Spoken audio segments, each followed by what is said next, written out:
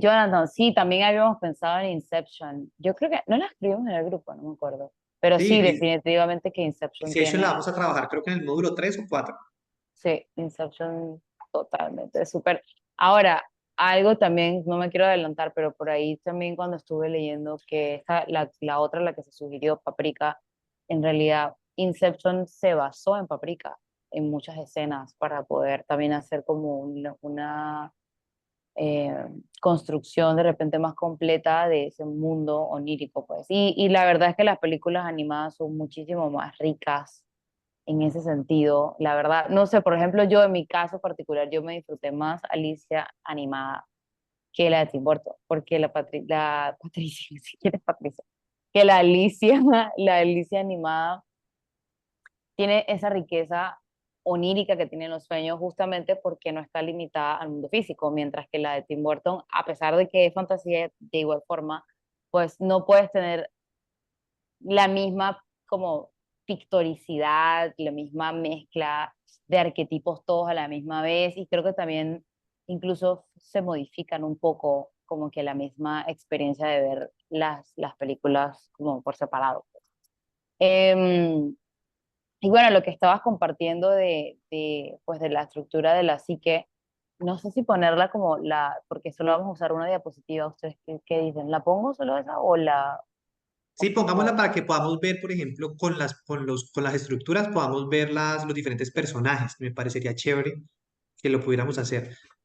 A mí, por ejemplo, me parece interesante la diferencia entre Disney y la de Tim Burton, es que en la versión animada, Alicia termina saliendo del País de las Maravillas, corriendo de la Reina de Corazones, pero de una otra forma no hay ningún proceso heroico de Alicia dentro del mundo de las maravillas. Alicia básicamente entra en su mundo inconsciente y se encuentra con diferentes personajes, con diferentes escenarios, con diferentes aventuras, pero no hay una función heroica. En la de Tim Burton, ¿cierto? En la versión donde ella ya es adulta y que de una otra forma se conecta como si fuera la segunda parte de la versión animada, Alicia logra destruir el monstruo que gobierna, con el que gobierna la Reina de Corazones. Entonces, ¿qué es interesante? Es como si en la versión antigua realmente el sueño de Alicia en el País de las Maravillas fuera su pesadilla, fuera una pesadilla de la cual ella se levanta inclusive asustada. Y esto es curioso porque Disney suele romantizar mucho a los personajes, suele romantizar mucho, digamos, las aventuras siempre como culminadas, como resueltas, pero la verdad es que en el libro de Levi, de Carrier, Alicia realmente está teniendo una pesadilla. Entonces, por eso lo queríamos compartir acá en este proceso. Ayer hablábamos mucho de que cuando empezamos a recordar nuestros sueños de niños, nos damos cuenta de que en parte eran pesadillas. Inclusive para la psique a veces es más fácil recordar la pesadilla por el efecto fisiológico que tienen nosotros que los sueños que de pronto puedan ser un poco más, sí, amenos, armoniosos, más placenteros. A veces esos sueños se van un poco más fácil. En cambio, como las pesadillas nos generan terror, la psique se acuerda. Por un lado eso. Por otro lado, hay un autor que ahorita estoy leyendo que se llama Hillman, y Hillman plantea que los verdaderos sueños que sirven a la hora de ser interpretados en terapia son las pesadillas, porque las pesadillas son las que más nos están confrontando con nuestra naturaleza oculta, con la parte más inconsciente, con lo que más nos cuesta mirar, como por ejemplo es el tema de la muerte, como es el tema del miedo, como es el tema de la ansiedad, como es el tema del tabú, como es el tema de la inseguridad, por ejemplo. Entonces, en ese sentido, dice Hillman, es más importante revisar la pesadilla, ¿no? A nivel terapéutico. Entonces, bueno, yo creo que eh, vamos a ver Alicia en el País de las Maravillas como si fuese un mito, ¿cierto? Un cuento, una narración. Y de una otra manera, lo que plantea la psicología junguiana es que los sueños tienen una estructura mítica, ¿no? Por eso, para Jung, los mitos no solamente son relatos que nos contaron hace siglos o relatos fantásticos de hace mucho tiempo en la tiempo en la historia, historia, sino sino que que nuestra estructura psíquica es una estructura mítica. Nosotros dentro de nuestro mundo interior estamos llenos de relatos, de narraciones, de historias, ¿no? Inclusive, los psicólogos junguianos lo que hacemos es que cuando vemos una película, estamos viendo la película como si cada personaje fuera una parte de la psique del director o de la psique de la persona que escribió la película, ¿no? De una otra forma, cada uno podría representar tanto partes del autor como personas con las cuales el autor se relaciona. Entonces, de esa manera queremos ver un poco hoy Alicia en el País de las Maravillas. Alicia vendría a ser el alma, vendría a ser un arquetipo del alma o del yo, ¿cierto?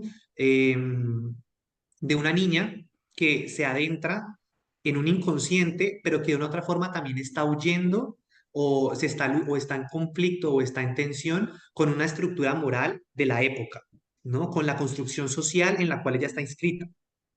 Y eso me parece muy importante ver cómo los sueños están en un constante diálogo con la construcción social de la realidad, ¿no? Entonces, por ejemplo, veamos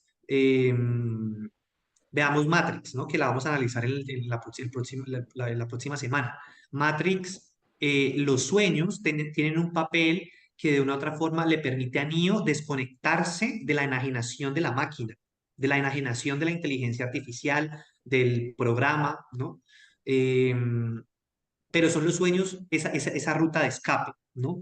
Entonces, de una otra forma, cuando él despierta a ese mundo onírico, ¿no? O a ese mundo de la verdad, de lo que Morfeo le plantea como la verdad, de una u otra manera también está confrontándose con ese sistema moral en el cual él está esclavizado. Es lo mismo que pasa con Alicia. Alicia está en la versión animada, está hablando con la tía, que le está hablando de la historia, le está contando cómo son las cosas, y ella escapa y se adentra en el mundo de su inconsciente. Y vamos a ver que a lo largo de la trama, ella se está planteando dilemas morales, como por ejemplo el tiempo, la relación moral con el tiempo, la relación moral con la forma de comportarse, la diferencia entre la razón, a comportarse racionalmente versus comportarse como un loco cuando habla con el sombrerero, ¿no? Entonces, lo interesante de esto es ver cómo Alicia nos plantea un sueño que en Tim Burton es un sueño que se repite.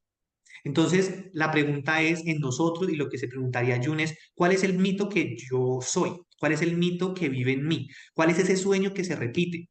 Ayer, por ejemplo, creo que si no estoy mal, Diego nos compartía que había un sueño en el cual aparecía Atlas, ¿cierto? Este personaje mítico en el cual está cargando el planeta, está cargando el cosmos inclusive. Entonces, algo muy importante a la hora de analizar los sueños también es poder identificar cuáles son esas tramas que se suelen repetir, como ese cuento en el cual solemos estar, ¿no? Entonces, por ejemplo, si yo le tengo mucho miedo a las cucarachas, ¿cierto? Es probable que a lo largo de la vida el sueño con las cucarachas se repita y me esté hablando de un miedo muy puntual en mi vida. Entonces, cuando el sueño se repite, básicamente nos está planteando, hey, aquí hay un contenido latente que debe ser revisado y que de una otra forma está movilizando la psique hacia una fuga de energía, hacia una fuga de pánico, hacia una fuga de ansiedad, ¿cierto? Pero bueno, vamos a entrar un poco a ver el tema de Alicia y los personajes. No sé, Emilia, si te gustaría de pronto iniciar un poco desde tu lectura. Sí, sí, sí, sí, claro. Manuela, ¿querías hacer una pregunta? Ya, Dios mío, cae que no, perdón. Sí, es que ahorita con lo que decía ya él me surgió una pregunta con esto de la interpretación de los sueños. Siempre he querido saber, ¿es posible generalizar los significados de los sueños? O sea, por ejemplo, se me viene a la cabeza uno que es muy típico de se me caen los dientes, ¿no? O que estoy desnuda delante de una multitud, o cosas así que son como que todo el mundo se sueña con eso, es como que todos compartimos ese inconsciente colectivo. Y entonces tú buscas en Google como, ¿qué significa si me sueño con una araña? ¿Qué significa si me sueño que se me caen los dientes? Y todas las respuestas son similares. Entonces, partiendo como los arquetipos, ¿sí es posible eso o sí toca como ver específicamente como quién tuvo el sueño, en qué momento de su vida está, qué le está pasando, o sí se puede como generalizar esos Tú tipos de misma sueños? te, re- tú misma te respondiste. O sea, depende, sí, depende de las particulares de cada persona, porque no es lo mismo que yo, por ejemplo, a mis 30 años sueño que se me caen los dientes, a que lo sueñe a los 80 años, y que lo sueñe siendo un hombre de 80 años con ciertas condiciones en particular a una mujer de 30 años. O sea, como que el significado, a pesar de que puede estar hablando de etapas similares, cuando hablo de etapas similares hablo de, por ejemplo, un cambio, una transformación profunda entre esos momentos como eje de la vida que nos pueden traer ese tipo de sueños también, así cuando paso de los 20 a los 30 o cuando paso de los 40 a los 50, o sea, cuando ya hay como realmente un cambio, no solamente de cumpleaños, sino psicofisiológico, ya no soy la misma persona a los 60 que a los 20. Entonces, siempre va a depender de esas particularidades específicas de cada caso, a pesar, de nuevo, de que existen, vamos a decir que en la música eso se conoce como motif, creo que en el cine también, como un motivo.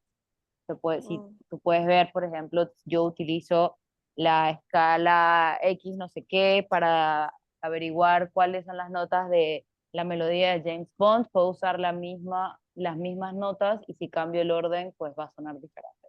Entonces, mm, digamos que ese puede ser como una manera de explicar estos eh, sueños, no sé si únicamente arquetípicos, vamos a decir que estas imágenes colectivas que representan cosas, como te digo, esto como el cambio, cosas que pasamos todas las personas, pues como un cambio de identidad, o una pérdida de la identidad, o una pérdida de la pareja, o sea, cosas que todas las personas vamos a atravesar de manera diferente, pero que no es lo mismo, eh, como te decía, ¿no? Que yo lo sueñe en este momento de mi vida y que va a tener una connotación distinta a la que yo pude leer en Google, que hace referencia a tal cosa, pero si yo no lo aplico a mi caso en particular, pues como que se pierde un poco también el sentido. Y Jung decía eso, que cada análisis de sueño tiene que tomar en cuenta el contexto de la persona. Entonces, si no mm. tomas el contexto de la persona, es como se queda un poco flojo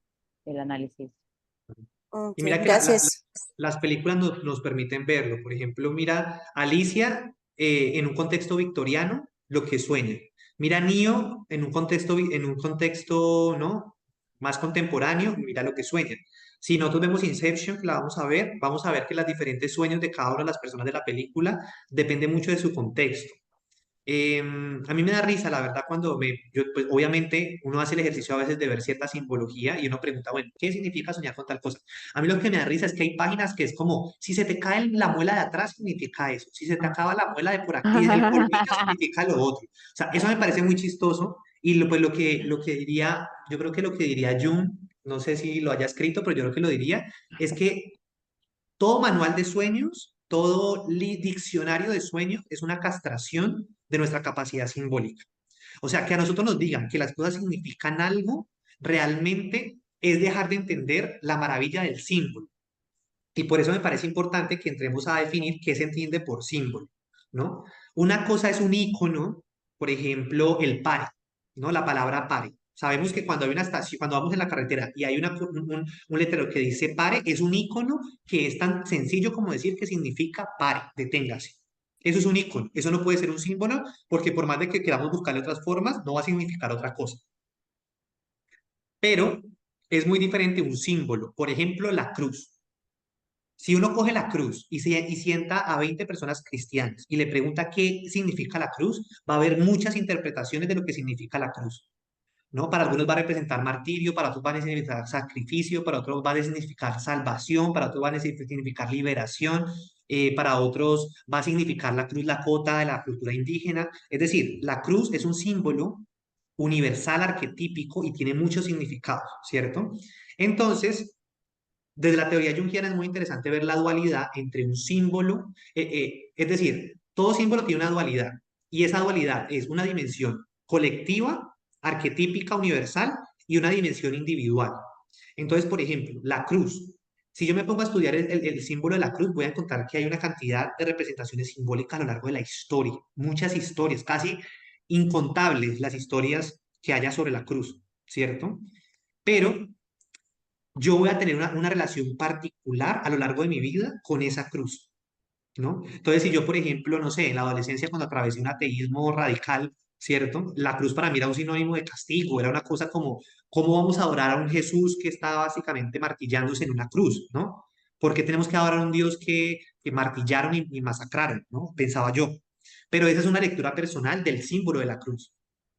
Entonces, eso sucede con los sueños. Cuando yo sueño, por ejemplo, con una serpiente, que es un sueño también súper arquetípico, como el que acabas de decir de la caída de los dientes, que tiene que ver también con algo que cambia, con algo que muda.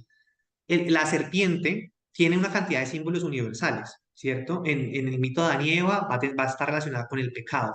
En la tradición mexicana con Quetzalcóatl, la serpiente va a representar el dios alado que se arrastra por la condición humana y se eleva por el cielo. En las tradiciones griegas va a estar relacionado con los saberes, por ejemplo, de Dionisios y por ende del vino y por ende del éxtasis religioso, ¿cierto? Pero en mi historia personal va a haber una forma en que a mí la serpiente me hable y me diga algo, ¿cierto? Desde mi propio lenguaje personal, ¿no? Si a mí en algún momento de la vida me mordió una serpiente, la forma en que yo me relaciono con la serpiente va a ser de cierta manera, ¿no? Si, por ejemplo, mi mamá, no sé, tenía una serpiente de mascota, va a tener otro significado. Si yo tuve un peluche de serpiente, va a tener, ¿me entiendes? Entonces entra ese símbolo.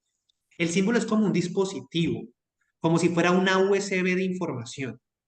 Y esa información es tanto colectiva como individual.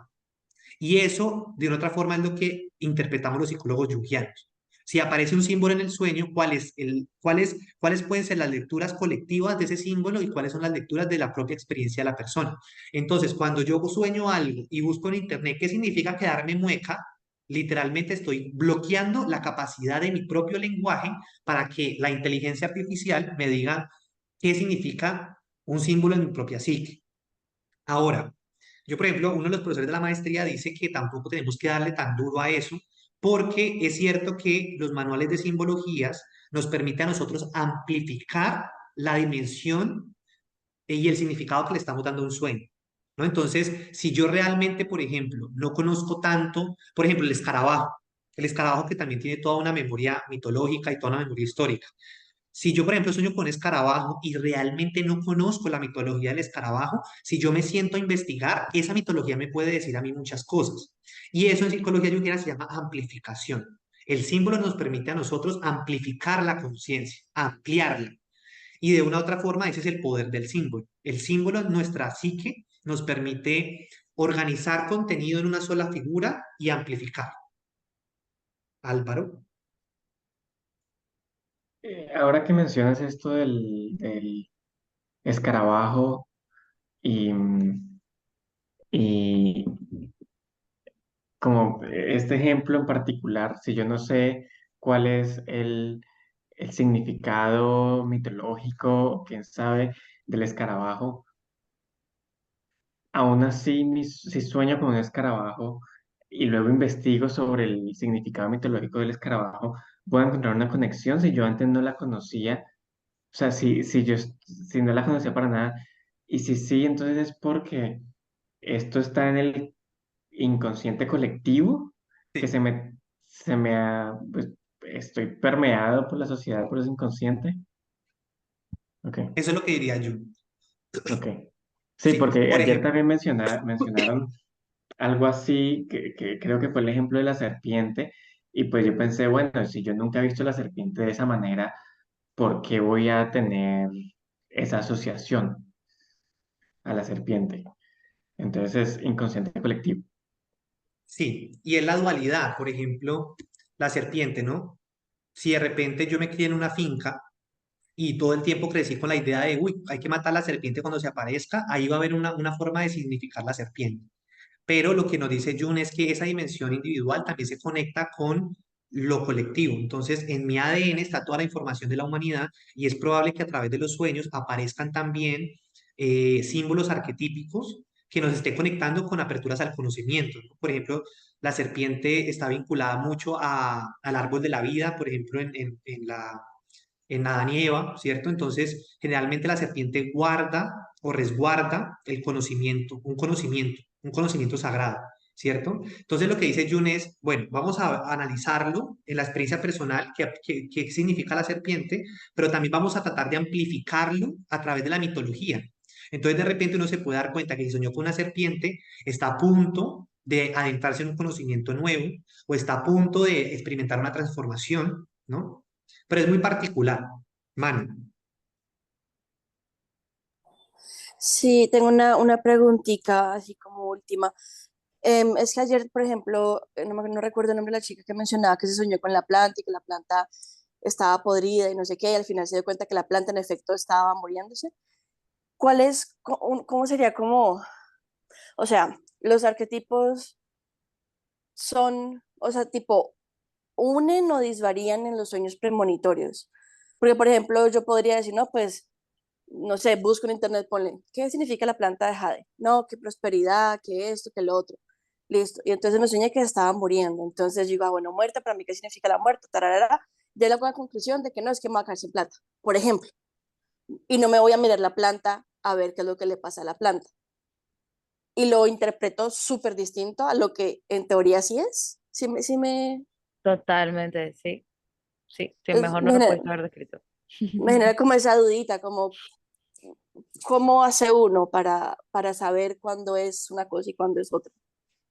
Ah, bueno, por eso estamos aquí, ajá, por eso por eso estamos aquí justamente, porque en realidad yo pienso que a veces uno también y esto pasa con lo que sea, cuando uno simplemente quiere conocer algo, quieres enfocar tu atención en una cosa en particular, es como que uno quiere que pase ya, ¿no? Uno quiere que ya tuve el sueño, ya quiero tener el análisis, ya quiero, y a veces hay significados de sueños que aparecen años después, años, o sea, no necesariamente, porque tampoco es que esos sueños, por ejemplo, como el de la planta, que es algo que llama mucho la atención y que no te vas a olvidar de ese sueño tan fácilmente, destaca por sobre otro montón de sueños que has tenido en la semana. Entonces, esos sueños que destacan son los que nos ayudan a construir la serie onírica.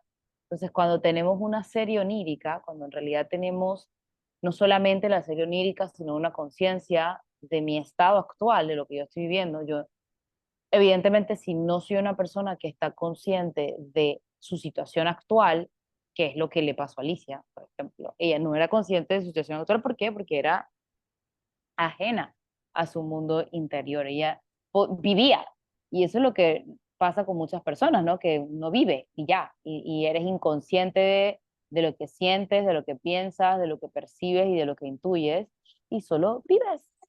Tú eres la plantita, tú estás ahí agarrando sol, comidita, crezco, por ahí, a veces se me cae el pelo. Entonces, como que eso, uno está en ese vivir, en ese ser, en el deber ser, y cuando estás en el deber ser ausente de tus procesos, va a haber una carencia de esa riqueza de significantes. O sea, va a haber una carencia en la conciencia sobre los significantes que representan mi lenguaje simbólico. Entonces, realmente, ¿cómo se hace? Respondiendo un poco tu pregunta, pues tiene que ver con traer conciencia de tu situación actual y de que tú también puedas ir con lo que te vamos a ir compartiendo acá, como quien dice, armando un mapa un poco más fácil de leer, porque sí, cuando tú, digamos, no tienes ninguna conexión con los sueños y por ahí de repente no eres una persona intuitiva, sino que eres lógica racional. Entonces, una persona intuitiva va a tener un acercamiento distinto a sus sueños, que es como estamos acá viendo lo de las funciones. Entonces, si yo soy una persona, como te digo, lógica racional, me va a costar encontrar el significado más fácilmente porque necesito muchos más significantes para explicar lo que me pasa. Entonces, todos esos significantes son conceptos y todos esos conceptos tengo que analizarlos para ver qué significan esos conceptos para mí en particular.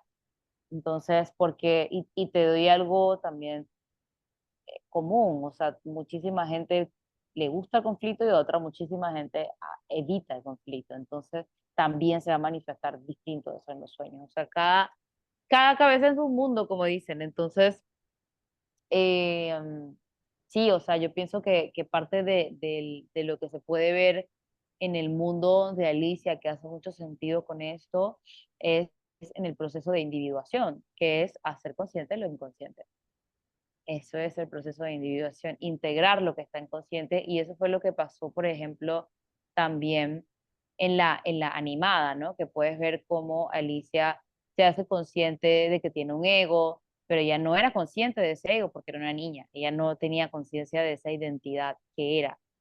Por eso también esto es lo que decía al inicio de que un momento está grande y otro momento está chiquita y luego está grande y está chiquita, también hace referencia como a que ella nunca o le costó muchísimo en la película definir quién era cuando le preguntaban quién era, al menos en la animada, ¿no? Cada vez que le preguntaban, no, pero ¿quién eres? ¿Quién eres? Y ella daba vueltas, merodeaba, no lo definía, porque no lo podía definir, no tenía esa conciencia sobre quién era ella, simplemente era, vivía, existía, tomaba agua, comía, caminaba, jugaba, pero no tenía conciencia. Entonces, esa falta de conciencia se complementa con el proceso de individuación, que es lo que nos trae a la conciencia de lo que estamos viviendo, a la conciencia de lo que somos. Y bueno, empezando un poquito con el análisis de, de los arquetipos y no solamente, bueno, de todas las imágenes oníricas que se pueden ver en Alicia, pues podríamos empezar con la máscara, ¿no? O sea, porque todas, de nuevo, todas las personas en todas las edades tenemos máscaras, pero ellas se van construyendo también en etapas distintas de la vida. No es como que llegamos a los 30 y ya no vamos a desarrollar más máscaras, no. Todo el tiempo estamos produciendo nuevas máscaras, siempre. Y eso es lo más saludable. O sea, no, mientras haya conciencia de esas máscaras, será menos neurótico y esquizoide. Créame, entre más consciente uno sea de esas máscaras y de esos personajes, menos loco va a ser.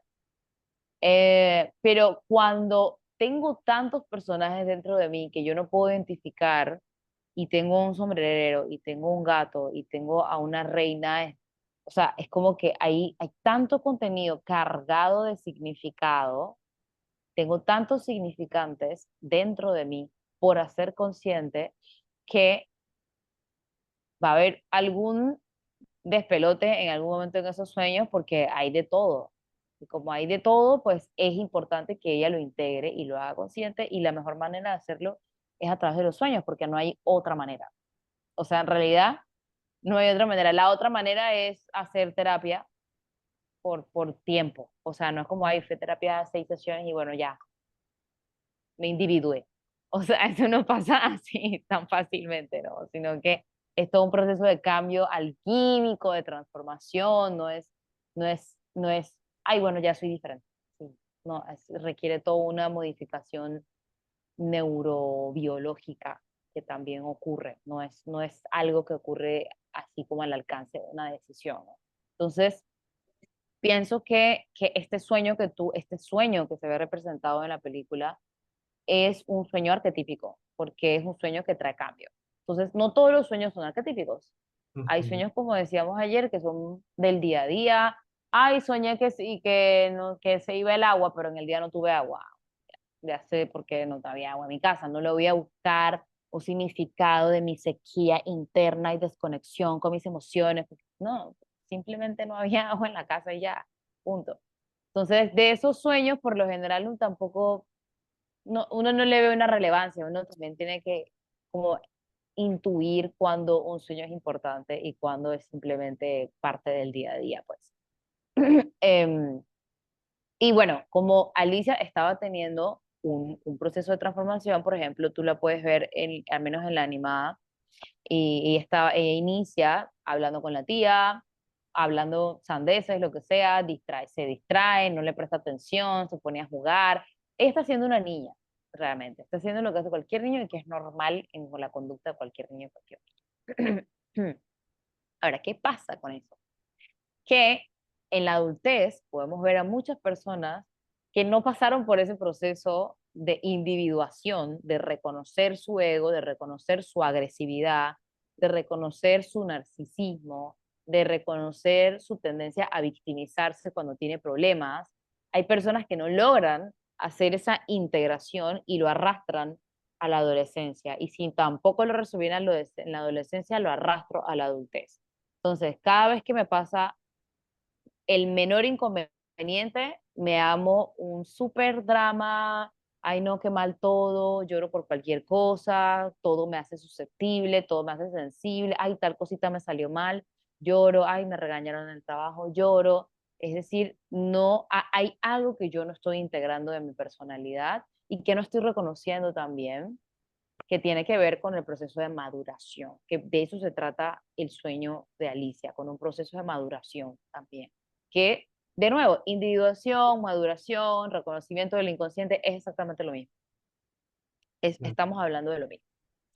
Entonces, sí, pues pensando en el yo de ella, que necesitaba ser reconocido, que necesitaba ser analizado también, pero más que todo visto por ella, o sea, reconocido por ella, así sea que ella no se acuerde del sueño, no importa, porque dentro del sueño ya ocurrió algo, Mm. ya ocurrió. No es como que, ay, si no me acordé, ya perdí el conocimiento, no, ese proceso ocurrió, hayas o no hayas sido consciente de él.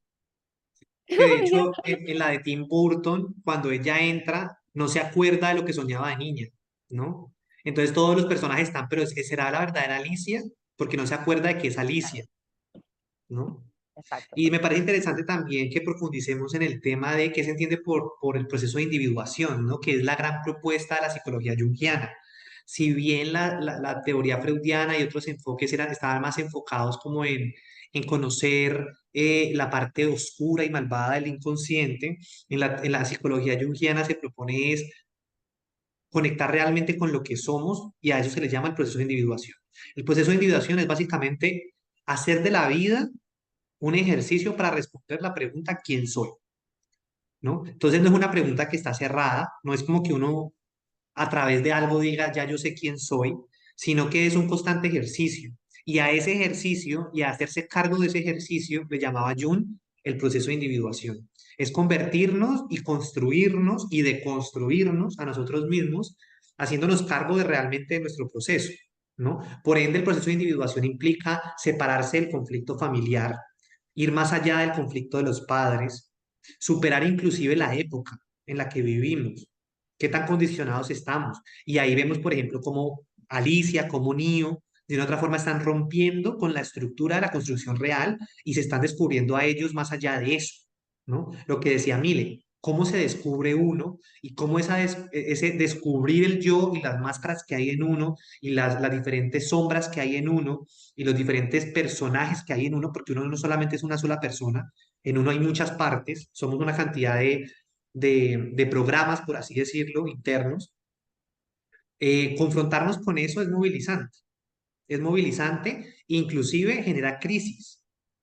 En astrología, de una otra forma, tendría que ver con la casa 8, ¿no? La casa de Escorpio, la casa de la muerte, la casa del tabú, la casa de la transgresión, la casa de donde atravesamos las muertes simbólicas que nos permiten a nosotros realmente descubrir quiénes somos. Y en ese sentido, a veces, cuando somos niños, empezamos a experimentar pesadillas porque nos está confrontando directamente con la muerte, ¿no? Entonces la muerte viene a representarse a través de demonios, a través de monstruos, a través de otros personajes, a través de que alguien me mate, ¿no? O que mate a las personas que están alrededor, ¿no? Y en ese sentido la muerte, de una otra forma, es confrontadora, pero también construye nuestra personalidad y la manera y la actitud que tenemos frente a la vida. Y eso es clave. O sea, si yo no tengo una conciencia de la muerte, yo no voy a tener una conciencia de qué quiero en esta vida, de quién soy en esta vida y de qué es lo que me moviliza.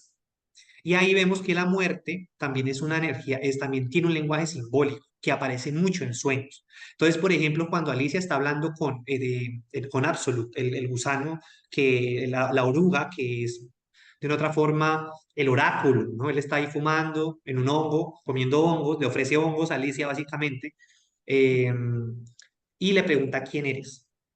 Yo siento que uno de los personajes más importantes de Alicia es Absolute, porque Absolute es lo que permite que el sueño sea un oráculo. La pregunta ¿quién es la que confronta a Alicia a través de toda su pesadilla. Y es una pesadilla. Que nosotros realmente, de un momento a otro, la realidad se nos desvanezca y entremos en un mundo donde nos miremos y todo lo que veamos sea una parte de nosotros, es una pesadilla ni la berraca, ¿no? Pero de otra forma, eso es lo que nos moviliza y nos permite a nosotros decir, bueno, realmente, ¿quién soy? Pasa mucho también, no solamente en sueños, sino también con plantas, con medicinas, con la ayahuasca, con los hongos, que de otra forma se le llama la muerte del yo. o la muerte del ego. Es porque se nos desvanece la estructura de la realidad y entramos a ver todos los diferentes personajes, todas esas diferentes máscaras, todas esas diferentes sombras, que de una u otra forma también nos permite a nosotros, cuando volvemos de esa pesadilla, cuando volvemos de ese mal viaje, a decir, bueno, realmente cómo queremos vivir, quiénes somos, cómo queremos caminar, qué es lo que vamos a hacer con esta vida. O como está Neo o como está Alicia, seguir viviendo un teatro. Porque Alicia está sumergida, por ejemplo, en Tim Burton, Alicia está a punto de casarse con un man que no quería, porque la estaban obligando a casarse, porque su papá acaba de morir y básicamente ya era un instrumento más para el esposo que de una otra forma la estaba obligando a casarse por un tema de herencia. En Neo, el man estaba básicamente encerrado en una habitación construyendo, haciendo programas de hackers, enajenado, sin vivir en paz, sin tener una vida realmente auténtica con él mismo, digámosle así, y se despierta de esa realidad. El sueño lo confronta. Entonces, eso es lo que me parece interesante. A veces queremos que las pesadillas se sanen, pero por ejemplo, ayer Carlita nos compartía un poco su experiencia con las pesadillas y cómo en algún momento ella logró sanarse a sí misma y en ese momento la pesadilla deja de aparecer. Porque a través de la autosanación, a través del autodescubrimiento de nosotros, es que podemos ir más allá de la pesadilla. Y esto es interesante porque no quiere decir que nuestro destino sea tener una pesadilla. El tema es que hasta que no confrontamos ese mundo de las maravillas, de una u otra forma, no podemos hacernos dueños de nosotros mismos, ¿no? Sí. Y no tanto desde una perspectiva de control, no es como yo ya voy a entrar al mundo de las maravillas y cuando vuelva ya voy a ser yo, sino que es un constante, yo creo que la psique es un constante encuentro entre el mundo onírico y las construcciones que hacemos de la realidad, pero están completamente vinculadas, ¿no? Si yo, por ejemplo, escucho mis sueños y empiezo a dibujarlos y dedico, por ejemplo, como Dalí construyó la realidad a través de sus sueños, ¿no? Expresando su simbología, expresando la manera en que leía el mundo. Y de una otra forma lo podemos ver de muchas maneras. Hay arquitectos que sueñan las estructuras que quieren diseñar, ¿no? Hay matemáticos que sueñan las fórmulas que están descifrando. Porque cuando nuestra conciencia descansa, pareciera que accediéramos a una conciencia superior que la de nuestro yo. Es decir, nuestro yo está aquí, es simplemente un bichito chiquitico que medianamente es re ignorante. O sea, el yo es un yo ignorante, nuestro yo es una cosa ignorante. Pero cuando nosotros, el yo se muere, ¡pa! Y nos adentramos en la profundidad de todo de toda la gran conciencia, ¿no? Llamémosla esa conciencia planetaria, conciencia biológica, conciencia cósmica, nos damos cuenta de que es que somos parte de una red de conocimiento. Y ese conocimiento no es algo que nos permita a nosotros tener un ego. Ah, es que yo sé, es que yo tengo conocimiento. Es que somos una red de conocimiento. Y por eso me parece muy bonito el enfoque que hace Milena con la psicología holística, que se enfoca mucho en, bueno, cómo realmente nos autosanamos. Carlita, que está aquí, también trabaja mucho el tema de la autosanación, ¿no? Y es bueno, en la medida que conectamos con nuestra naturaleza más profunda, cómo encontramos las herramientas para que nuestra psique se autosane. Y eso yo creo que también tiene que ver con la propuesta junguiana. Es decir, a través de los sueños, nosotros podemos regular nuestros procesos, hacer consciente una cantidad de complejos, una cantidad de miedos, una cantidad de experiencias que están congeladas en nuestro cuerpo y hacer un proceso alquímico de transformación, que es lo que es lo que en otra forma vive Alicia al final de la película, que es lo que vive Neo, ¿no? Cómo el sueño nos transforma. Y también ahora que mencionabas ay, se me fue la idea que te iba a decir. Al principio de la versión animada de Alicia también, cuando está de nuevo en este arbolito, siento que es como el inicio de la castración, o sea, el inicio de la castración de la imaginación infantil, porque es lo que ya le quieren imponer ser una señorita letrada, que le tienen que gustar los libros sin imágenes y que ya debe ser seria y madura, y es como que su entorno le está exigiendo más madurez de la que ella en realidad podía ofrecer en ese momento. Y pienso que ese proceso de castración en realidad es como uno de nuestros primeros duelos y creo que es del que menos se habla, o sea, siempre se habla como del niño interior y las heridas del niño interior, pero tampoco se habla como de esa castración con nuestro imaginario, con nuestra capacidad de reproducir imágenes, porque ella lo decía, si yo pudiera controlar el mundo, todo sería al revés. Todo estaría al revés. Y todos los personajes son pura locura también, pero justamente por eso, porque es la psique de una niña que se le está forzando una maduración hacia orientada hacia convertirse luego en esta Alicia adulta o adolescente que pasa antiporto, que ya es como la que es señorita, que se comporta adecuadamente, que habla adecuadamente, pero hay un rechazo de eso. O sea, ella lo estuvo rechazando desde el inicio y yo siento que también es como esa pelea que hace nuestro yo superior que está diciendo este poco de basura que es. ¿Por qué me están llenando de esto? Y siento que uno a lo largo de la vida siempre se pelea con la moral, con la ética de la época, ¿no? Y que cuando estamos hablando también de ese proceso de autosanación que tiene el cuerpo, también se ve castrado con la imaginación, porque de hecho una de las cosas que más nos ayuda también a sanar y a curarnos empieza con la capacidad que tenemos de ensoñar y de visualizar también. Entonces, si tenemos una castración de ese lado, también hay una desconexión con esa sanación que tiene el cuerpo por su propia cuenta, porque en realidad el cuerpo no necesita de nosotros para curarse. O sea, el cuerpo tiene sus propios mecanismos. Obviamente las cosas ya cuando se van empeorando, qué sé yo, te abriste un hueco, claro que hay ciertas intervenciones que son necesarias, pero en general el cuerpo tiene su propia capacidad de sanarse y necesita de la imaginación también para poder hacerlo. No solamente para visualizar, ay, ya me estoy curando, sino también para pensar otras formas de curarme también, para poder imaginar, para poder tener creatividad de qué otra forma yo puedo salir de esta situación o de nuevas formas de resolver un mismo conflicto al que me estoy enfrentando. Para eso necesito imaginación, para eso necesito creatividad. Si no tengo imaginación y creatividad, voy a ser la persona que nunca sabe qué hacer, que siempre está a las expensas de que le digan por dónde ir, ay, ¿ahora qué hago con esto? O la típica pregunta que nos hacen en terapia luego de que los confrontamos con algo es, bueno, ¿y ahora qué hago? Bueno, Karen, primero vamos a integrar que llegamos hasta que estás aquí, o sea, después vemos qué hacemos, o sea, no importa, hay que estar acá, conectar con esto que estamos experimentando. Y siento que también parte de lo que pasa en el mundo de Alicia tiene que ver con eso, con traerle la atención a lo que está pasando en su mundo interno, a estas contradicciones, estas agresiones que le surgen, porque ella también, todas las personas tenemos algún nivel de agresividad y tenemos que ser conscientes de cómo lo ejercemos, de qué manera yo proyecto agresividad en mis vínculos, en mi comunicación, en mi manera de expresarme, en mi manera de relacionarme con otras personas, y hasta de ser yo.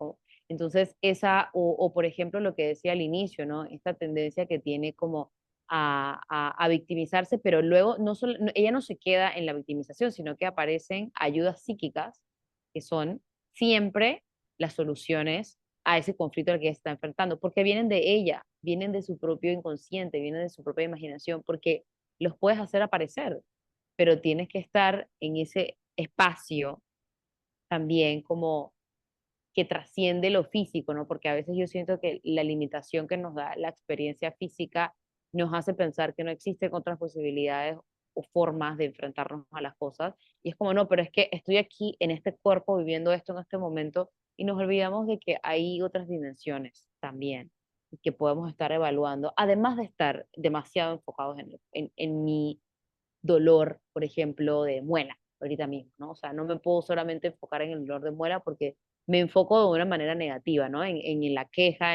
ay, el maldito dolor de muelas y porque ahora no sé qué. Entonces, pero puede haber otra forma de enfrentarme a ese mismo dolor de muela, que puede ser, ¿sabes qué? Voy a sentarme a hacer unas respiraciones, inhalaciones profundas y voy a poner algo relajante, uf, y voy a tratar de relajarme lo más que pueda para poder atravesar este dolor. Entonces, son dos maneras completamente diferentes de enfrentarme a la misma situación, ¿no? Entonces, esto es lo que nosotros genuinamente, eh, tanto ya él como yo, porque seguimos a yo, eh, confiamos enteramente en el que, en la posibilidad de que dentro de la persona están las soluciones y la llave que estaba buscando también Alicia para poder atravesar las puertas y que eran sus propias limitaciones. O sea, no solamente tenemos limitaciones en el mundo físico, sino que también van a estar en el inconsciente, pero van a tener otra connotación. Entonces es ver cómo esas limitaciones también van apareciendo en el mundo de Alicia, ¿no? Como con la puerta que no quería abrir y luego ella necesitaba una llave, pero se hacía chiquita y se hacía grande y él le preguntaba quién era y era como que se veía siempre contrariada por un montón de cosas que tenía que resolver en el momento. em, y que luego llegaba, se frustraba y no sabía qué hacer, pero luego venía la respuesta de algún lugar, ¿no? Ah, no, pero es que tienes que tomarte esto y tienes que confiar en que eso te va a ayudar a atravesar la puerta. Entonces, sí, no sé si tú quieres agregar otra cosita por ahí. Sí, importantísimo destacar el tema de la imaginación y la creatividad a la hora de el papel que tienen dentro de la psicoterapia o dentro de nuestro proceso de autoconocimiento. ¿Por qué? Por ejemplo, la culpa, ¿cierto? Si a mí me afecta mucho la culpa, ¿no? Que nos afecta a todos, todos los seres humanos tenemos de una u otra manera la culpa, es casi una programación cultural. em, y yo, digamos, no me movilizo de donde estoy por la culpa que siento, eh, si yo no tengo la capacidad o no le doy el valor a mi capacidad creativa e imaginativa de poder visibilizar otros escenarios y otros lugares donde yo me pueda mover de esa culpa, no me voy a mover de la culpa, por ejemplo, ¿no? Entonces, el autoconocimiento no es algo hermético, no es algo cerrado. El autoconocimiento también implica un constante proceso de creatividad. Es casi, como diría Michel Foucault, hacer de nosotros una obra de arte, ¿no? Por eso todos los mitos a lo largo de la historia se cuentan de manera diferente. Por eso, no sé, en la mitología griega podemos ver el mito de Perséfone, que es la doncella que Hades rapta hacia el inframundo, ¿no? En el siglo XX vamos a ver Alicia en el País de las Maravillas. En el siglo XXI vamos a ver Matrix, ¿no?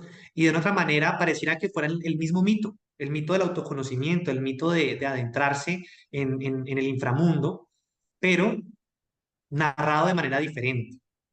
Y es precisamente porque nosotros estamos en la existencia como tal, es una constante obra de arte que se recrea a través de la manera en que interpretamos y reinterpretamos los símbolos, la manera en que vivimos los símbolos.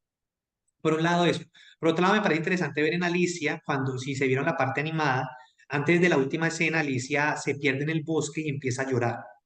Cuando ella empieza a llorar, ella empieza a decir que todo lo hizo mal, que ha hecho todo mal, que siempre se ha portado mal, que nunca ha entendido cómo vivir, cómo ser realmente lo que tenía que ser, ¿cierto? Y empieza a llorar y empieza a inundarse en sus propias lágrimas y empiezan a aparecer diferentes seres, lo que contaba Mila ahorita, ¿no?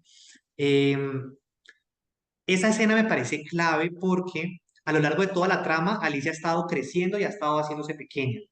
Y es básicamente, y tiene que ver mucho inclusive con la experiencia de haber comido hongos literalmente, porque es como el ego se infla y el ego se disminuye. Entonces pasamos del complejo de superioridad, uy, somos la estrella, guau, soy todo lo que más puedo ser en este mundo. Y de repente vamos al complejo de inferioridad, no valgo nada, no soy nada, estoy perdido en este mundo, ¿no?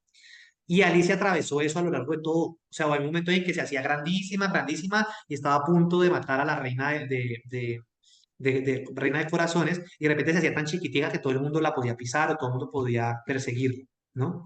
Y justo al final, cuando digamos, se confronta realmente con su culpa, es que sale de Alicia en el País de las Maravillas. Es decir, como que a lo largo del sueño ella logra confrontar el núcleo que la estaba básicamente la tenía dando vueltas por todo Alicia en el País de las Maravillas, que era la culpa, ¿no? Hay otras tramas que podemos ver, obviamente también está el tema de la identidad, hay muchos temas, pero creo que allí el tema de la culpa es clave. Eh, por ahora quería compartirles eso. Yo creo que también sería interesante que nos escuchemos entre todos, que si ya vieron Alicia en el País de las Maravillas y visto un poco desde la estructura junguiana, ¿cómo lo analizan? Nosotros aquí estamos, Milena y yo, analizando también inclusive de nuestras propias particularidades, ¿no? No hay una interpretación, nunca. O sea, nunca hay una interpretación verdadera. Eso es sumamente interesante. Nietzsche decía, no existen los hechos, solo las interpretaciones. Entonces, nunca vamos a encontrar un mito, inclusive en este ejercicio que estamos haciendo, nunca vamos a encontrar cuál es el significado del sueño, porque el sueño siempre nos va a poder decir algo, siempre. Y si volvemos a un sueño de hace 20 años, podemos encontrar una cantidad de cosas otra vez. Si de aquí a 10 años lo volvemos a interpretar, podemos encontrar otras cosas. Por ejemplo, Matrix. Yo Matrix la he visto por ahí 20 veces en mi vida. Y cada vez que la veo completamente diferente. Es como, ¡guau! No me había dado cuenta de esto, no me había dado cuenta de este personaje, de esta palabra, papá", ¿no? Y es eso, la interpretación y el universo simbólico nunca está cerrado.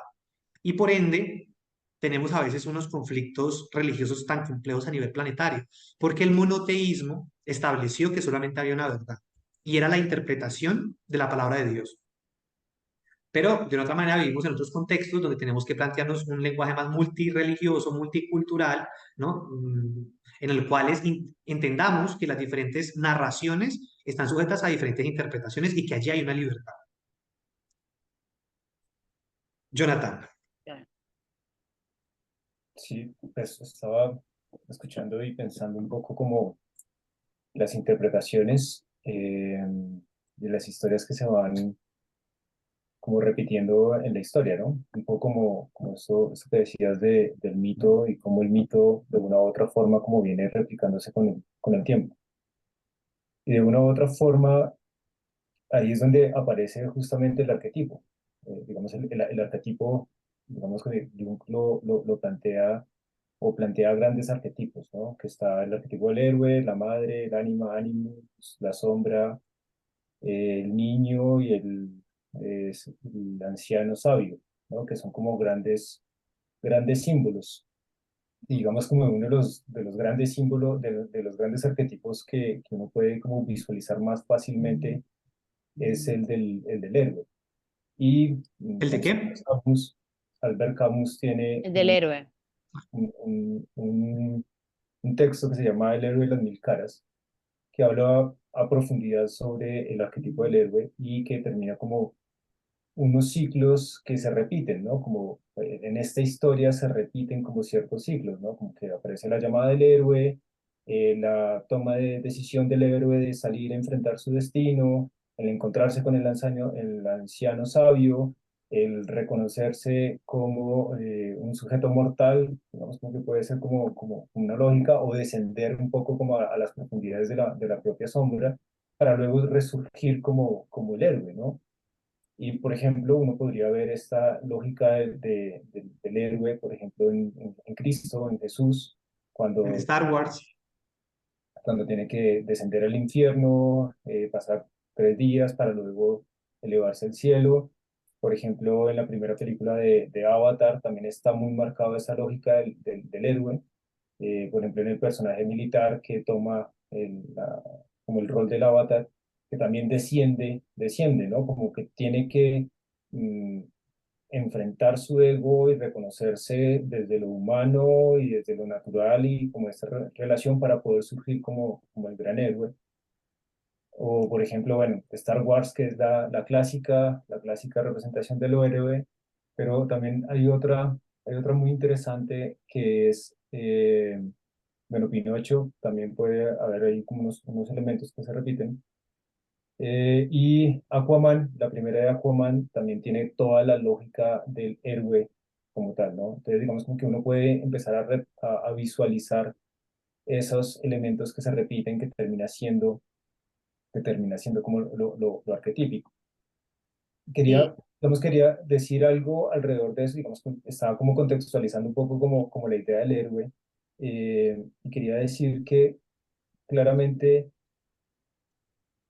digamos, la relación del arquetipo, o digamos, uno como espectador que se enfrenta al arquetipo o a este tipo de historias o de mitologías o de cuentos también, los cuentos infantiles también está muy, muy marcado el arquetipo o lo arquetipal. Eh, Creo que uno podría visualizarlo desde una lógica simbólica y de cómo yo me puedo proyectar en ese símbolo, ¿sí? De una u otra forma, digamos, como que el proceso de individuación o el proceso que debe llevar el héroe para poder ser el héroe, ¿no?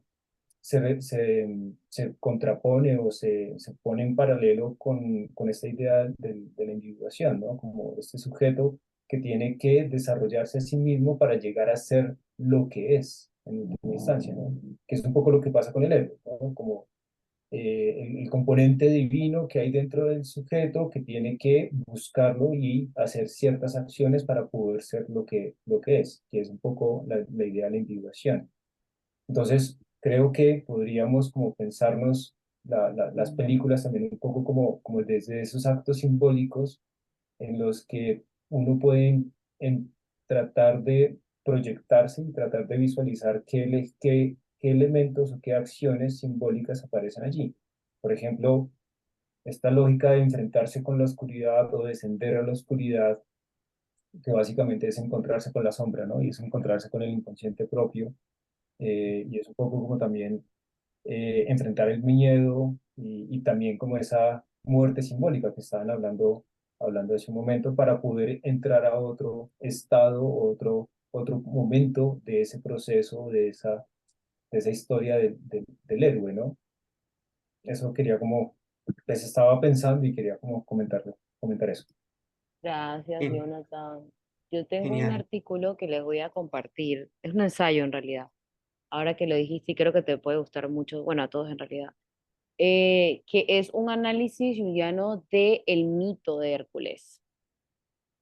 A través de las 12 tareas se hace un análisis tarea por tarea de qué se ve representado en cada una de las etapas de ese recorrido que a él le toca hacer cuando le piden que haga las 12 tareas para poder librarse. Es muy rico, muy rico. Ese artículo es genial porque hace como un análisis de, bueno, qué representaba la hidra y qué representa cuando él pierde un dedo, por ejemplo. Entonces, como que se puede ver a más profundidad, como a más detallito esto que tú estás diciendo, pero como todavía agarrar el microscopio y analizar aspecto por aspecto. Y bueno, ya lo último que iba a decir sobre eso es que en realidad el camino del héroe nunca acaba.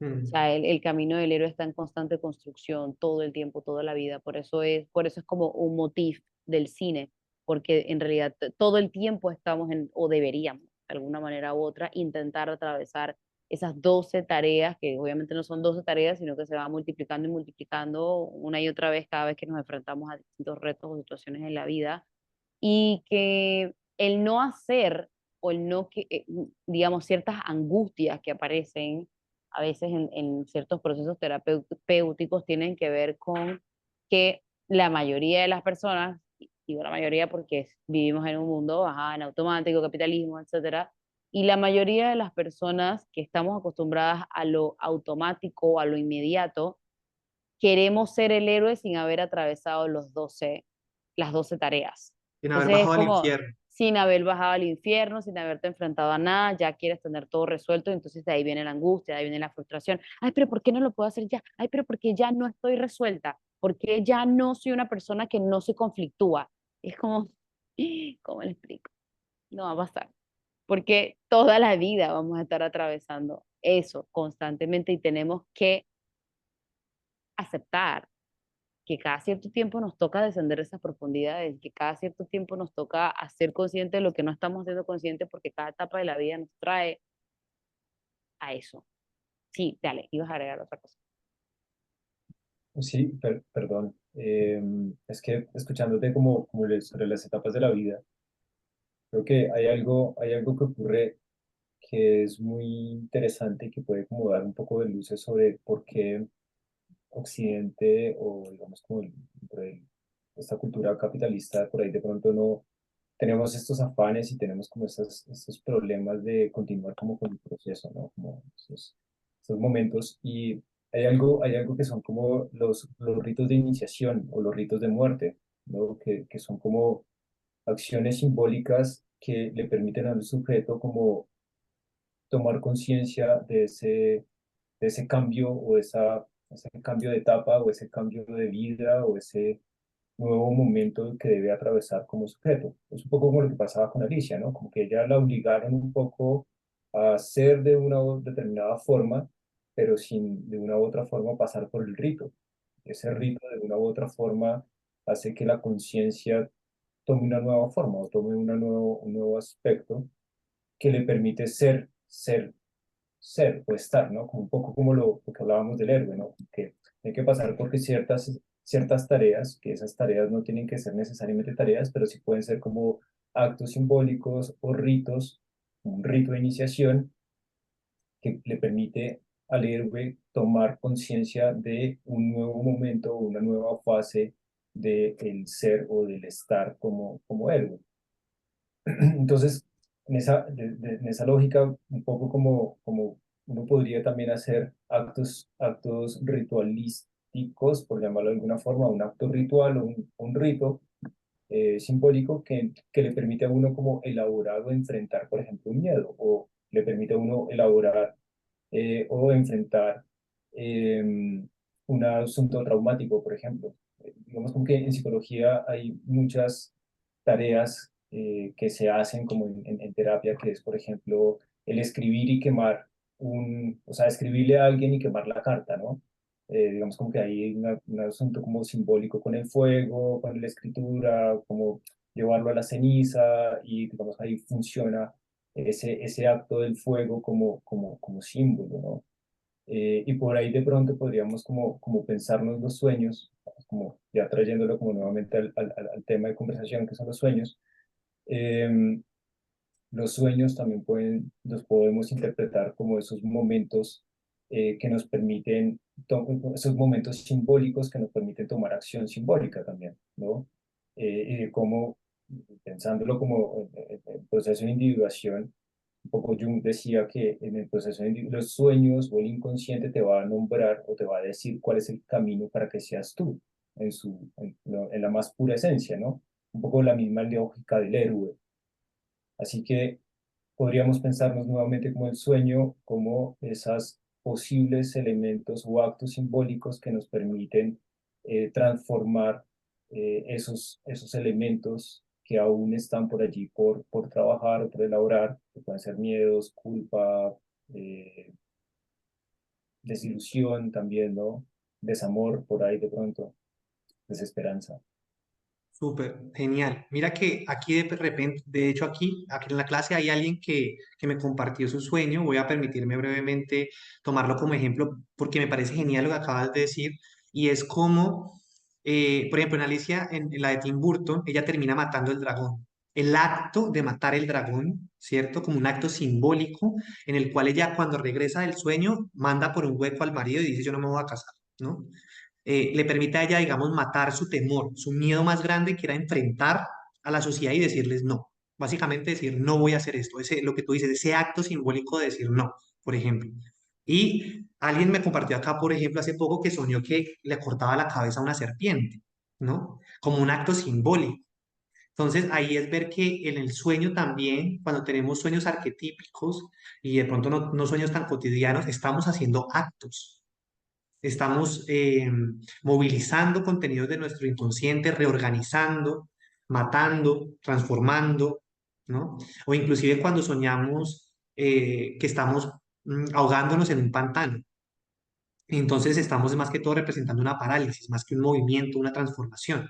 Pero si uno pasa de sentir, por ejemplo, que se está ahogando en el mar, a soñar que está literalmente destruyendo un animal, es porque hay algo en la psique que se está movilizando. Interesante interpretando, interesante entenderlo, pero como decía Milena, ya de por sí hay un acto simbólico allí. Y eso que acabas de decir, Jonathan, me parece muy importante porque nos ayuda a entender de que nuestra mente es una mente religiosa.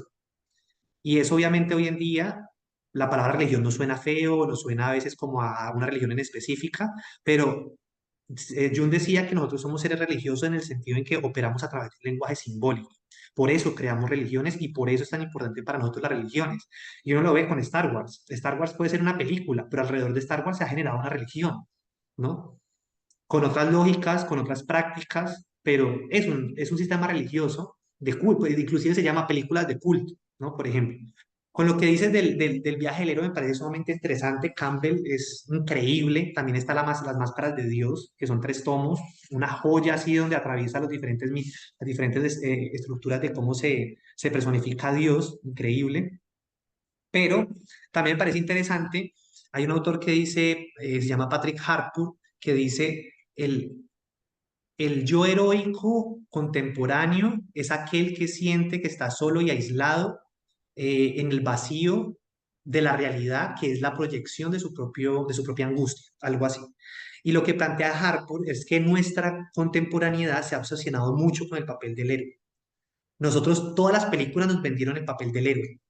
Ahorita, por ejemplo, nosotros estamos viendo The Voice, que es una película literalmente que transforma la otra cara del héroe, ¿no? Como pasó, por ejemplo, en las películas de Batman. Entonces ya el héroe, el tema entre el héroe y el villano está muy fusionado, ¿no? Donde de otra forma le quitan las máscaras a Batman. Entonces me parece interesante ver eso porque no solamente es que veamos el mito desde una perspectiva como muchas veces nos las han vendido las películas, nos ha vendido Hollywood, Disney, ¿no? En donde al final el héroe conquista y es el principal y todo gira en torno a él, ¿no? Sino que también podamos tener una lectura de crítica frente al mito, en el cual todas las partes del mito somos nosotros. Es decir, el villano también está en nosotros. Entonces, muchas veces nos sucede en el ejercicio proyectivo que nos identificamos con el personaje principal. No es que yo, no, obviamente, yo soy Aquaman, yo soy Superman, pero entonces, ¿dónde queda, no sé, Maléfica? ¿Dónde queda Úrsula? Y entonces allí es donde Jung dice, todo en el mito es parte de la psique, no solamente el héroe, ¿no? Y yo creo que hoy en día es sumamente importante que podamos tener ese lenguaje crítico, sobre todo por los programas, porque la mitología no solamente, digamos, puede ser algo que nos libere, sino que también es algo que nos enajena, ¿no? Entonces, tenemos muy inscritos, por ejemplo, hoy en día el mito del progreso. Tenemos que progresar, tenemos que ser alguien en la vida, tenemos que tener mucho dinero, tener capital, ser famosos, tener reconocimiento, y ese es un gran mito, y es un mito del capitalismo. El mito del capitalismo, de hecho, está fundamentado en el mito científico, ¿no? Es como hay una verdad exacta que se puede medir, se puede cuantificar, y de una otra manera, no sé, el sistema médico. Ah, no, es que si usted está sintiendo mucha tristeza, hay que tomarse un medicamento y bloquear eso porque es la respuesta más inmediata que tenemos a eso, ¿no? Y en Matrix 4, para los que se la han visto, el villano es el psiquiatra, ¿no? Eso es muy interesante la crítica que hacen, porque en Matrix del 2000 la crítica era la inteligencia artificial. Acá meten otro programa que es el mito en el que estamos inscritos a través de la psiquiatría, por ejemplo. Pensamos que la forma más fácil de resolver nuestros problemas es dejar de sentirlos a través de un medicamento. Es Jonathan. Perdón, yo tiendo a hablar mucho, perdón. No, Eh, quería decir como algo que ayer se nombró y digamos que está allí como la diapositiva, tiene que ver con el ánima y el ánimos, ¿no? Un poco pensando como en ese héroe o el antihéroe, ¿no? Como ese héroe que no es que no es tan bueno, o que tiene defectos o tiene como cosas humanas, que no es del todo divino.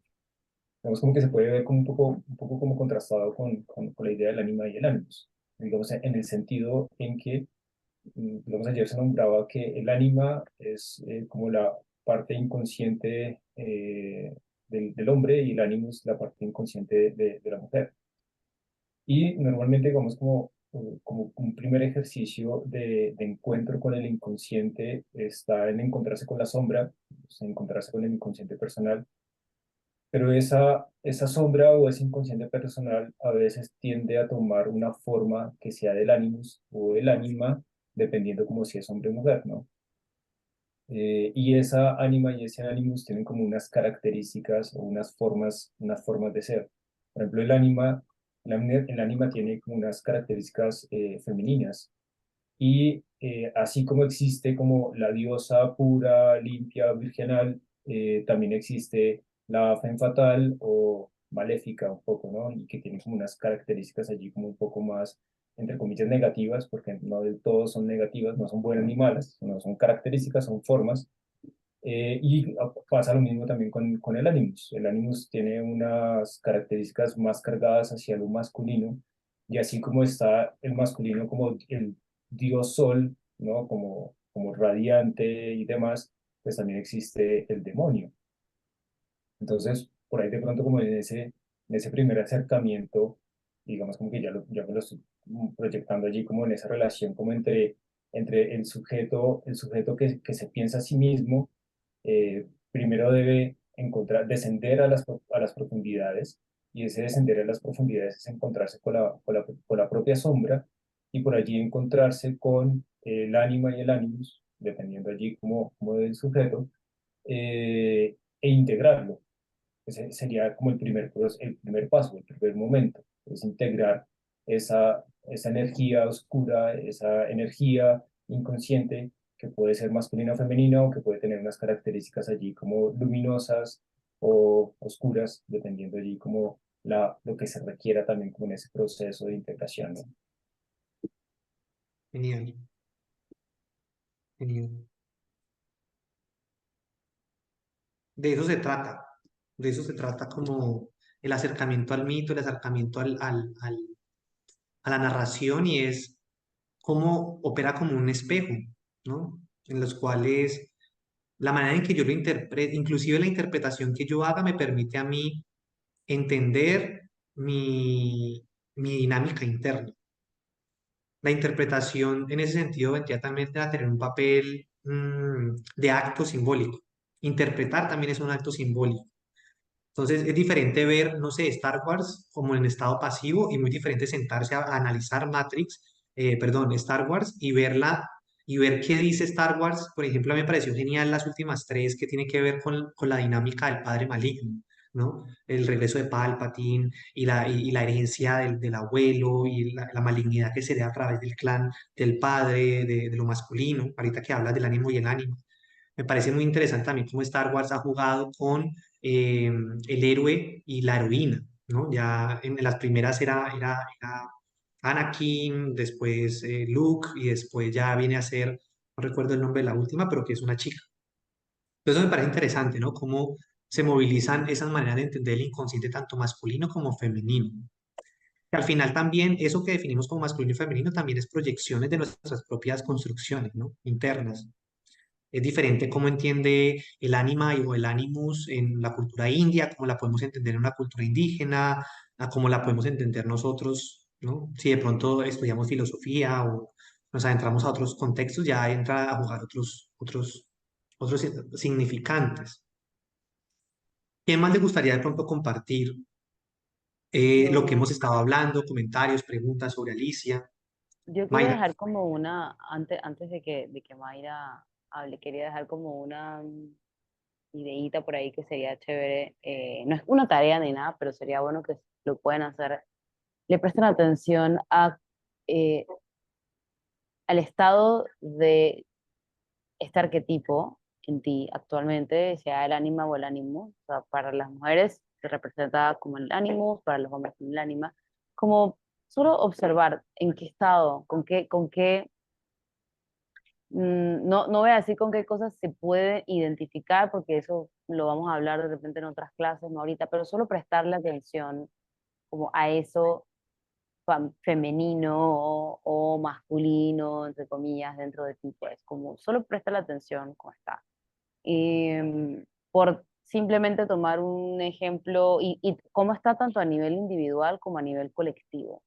Porque hay unos memes, por ejemplo, que yo veo que cada vez va más en aumento estas eh, incluso burlas hacia lo masculino de hoy día, ¿no? Como siempre se habla de que ahora los hombres están muy femeninos y bueno, ¿qué significa eso también? O sea, estaría bueno analizarlo, ¿no? Y también lo mismo para las mujeres, que algunas maneras en las que el ánimo también se puede manifestar negativamente es, por ejemplo, no ser capaz de recibir.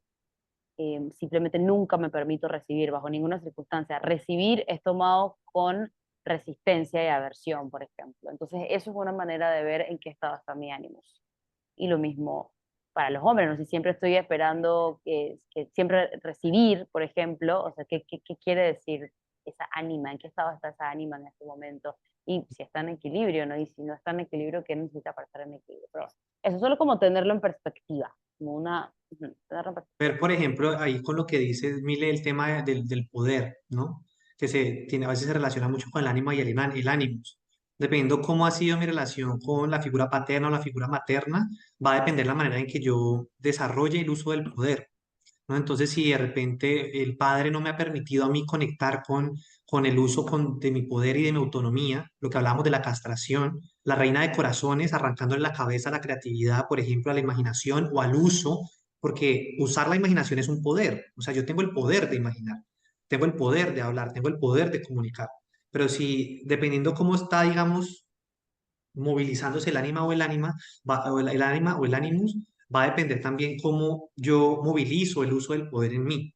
Entonces, lo que hablábamos de la castración, ¿no? Entonces, sentir, por ejemplo, que yo no puedo poner límites, que yo no puedo sentirme merecedor, que yo no puedo crear un puente de comunicación con el otro, o que yo tengo que complacer. Eso muchas veces va a tener que ver con la manera en que está esa energía masculina o femenina en nosotros. Mayra. Bueno, buenas noches. Em, Me quedé pensando mucho en lo que dijo Jonathan sobre el arquetipo del héroe, que lo vemos en muchas historias. Y hay una parte de las dos películas de la primera Alicia y la de Matrix, que es cuando le preguntan a la oruga, a Absalom, si es Alicia. Y él dice, no, no es Alicia. Y en la película de Matrix, cuando está con la oráculo, Sí, con el con el oráculo, oráculo. Claro. y ella le dice, no, no eres el héroe, entonces no eres el elegido.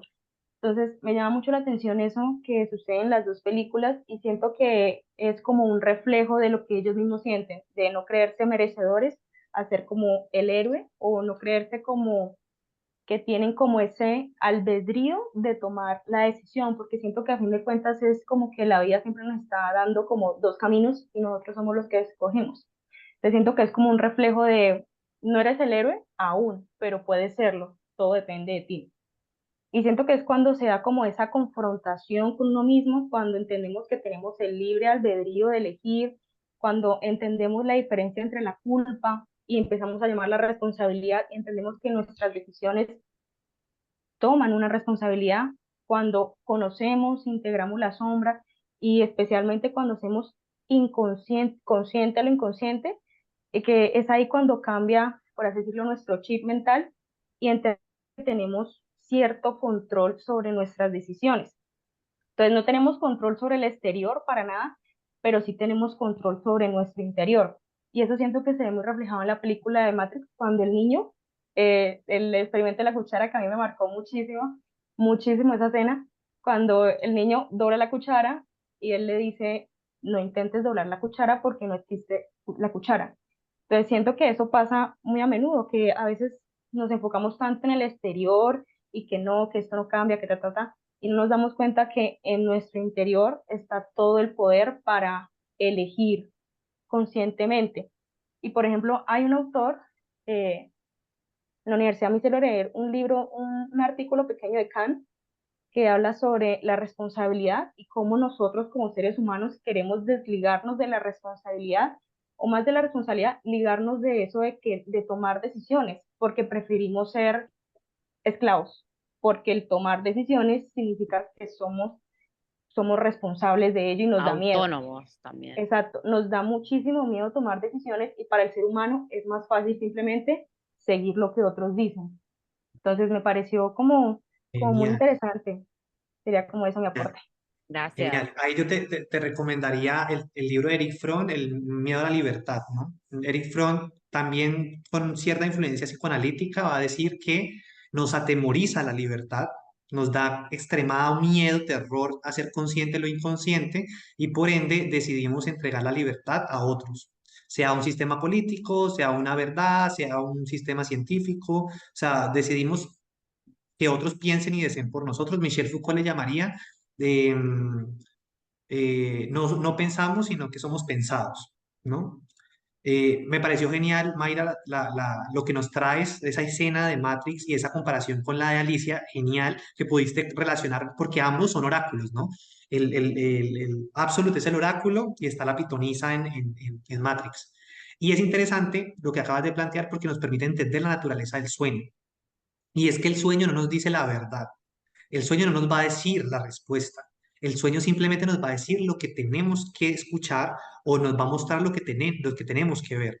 ¿Ya? ¿Qué hacemos con eso? Va a depender del camino el camino que tomamos en las infinitas posibilidades, ¿no? Pero no nos va a decir, ningún oráculo nos va a decir qué hacer. Y así mismo opera el sueño. El sueño simplemente muestra, sugiere, representa, pero no nos va a decir, es que el número del chontico es este, el número del baloto es aquel, cásese con tal persona, se parece a tal persona, ¿no? No, no opera así. El lenguaje simbólico siempre está lleno de máscaras. Entonces, las máscaras, como decía Mila ayer, ocultan y al mismo tiempo muestran y al mismo tiempo sugieren. Entonces, en ese momento Neo y en ese momento Alicia tenían que escuchar que no eran. Y ahí también a nivel de filosofía existencial está el tema del ser y el no ser. El oráculo te muestra cómo tú eres y no eres al mismo tiempo. Y es una lógica muy diferente a la lógica racional, en donde A más A es igual a esto, ¿no? Versus una lógica en lo que A y B pueden ser al mismo tiempo y de la misma forma, en un sentido contrario, hombre con hombre, mujer con mujer, como decía la reina en Colombia, en donde de una otra forma las lógicas se desdibujan y el oráculo y en los sueños operan un poco así. Diego, Manu creo que alzó la mano primero. Gracias.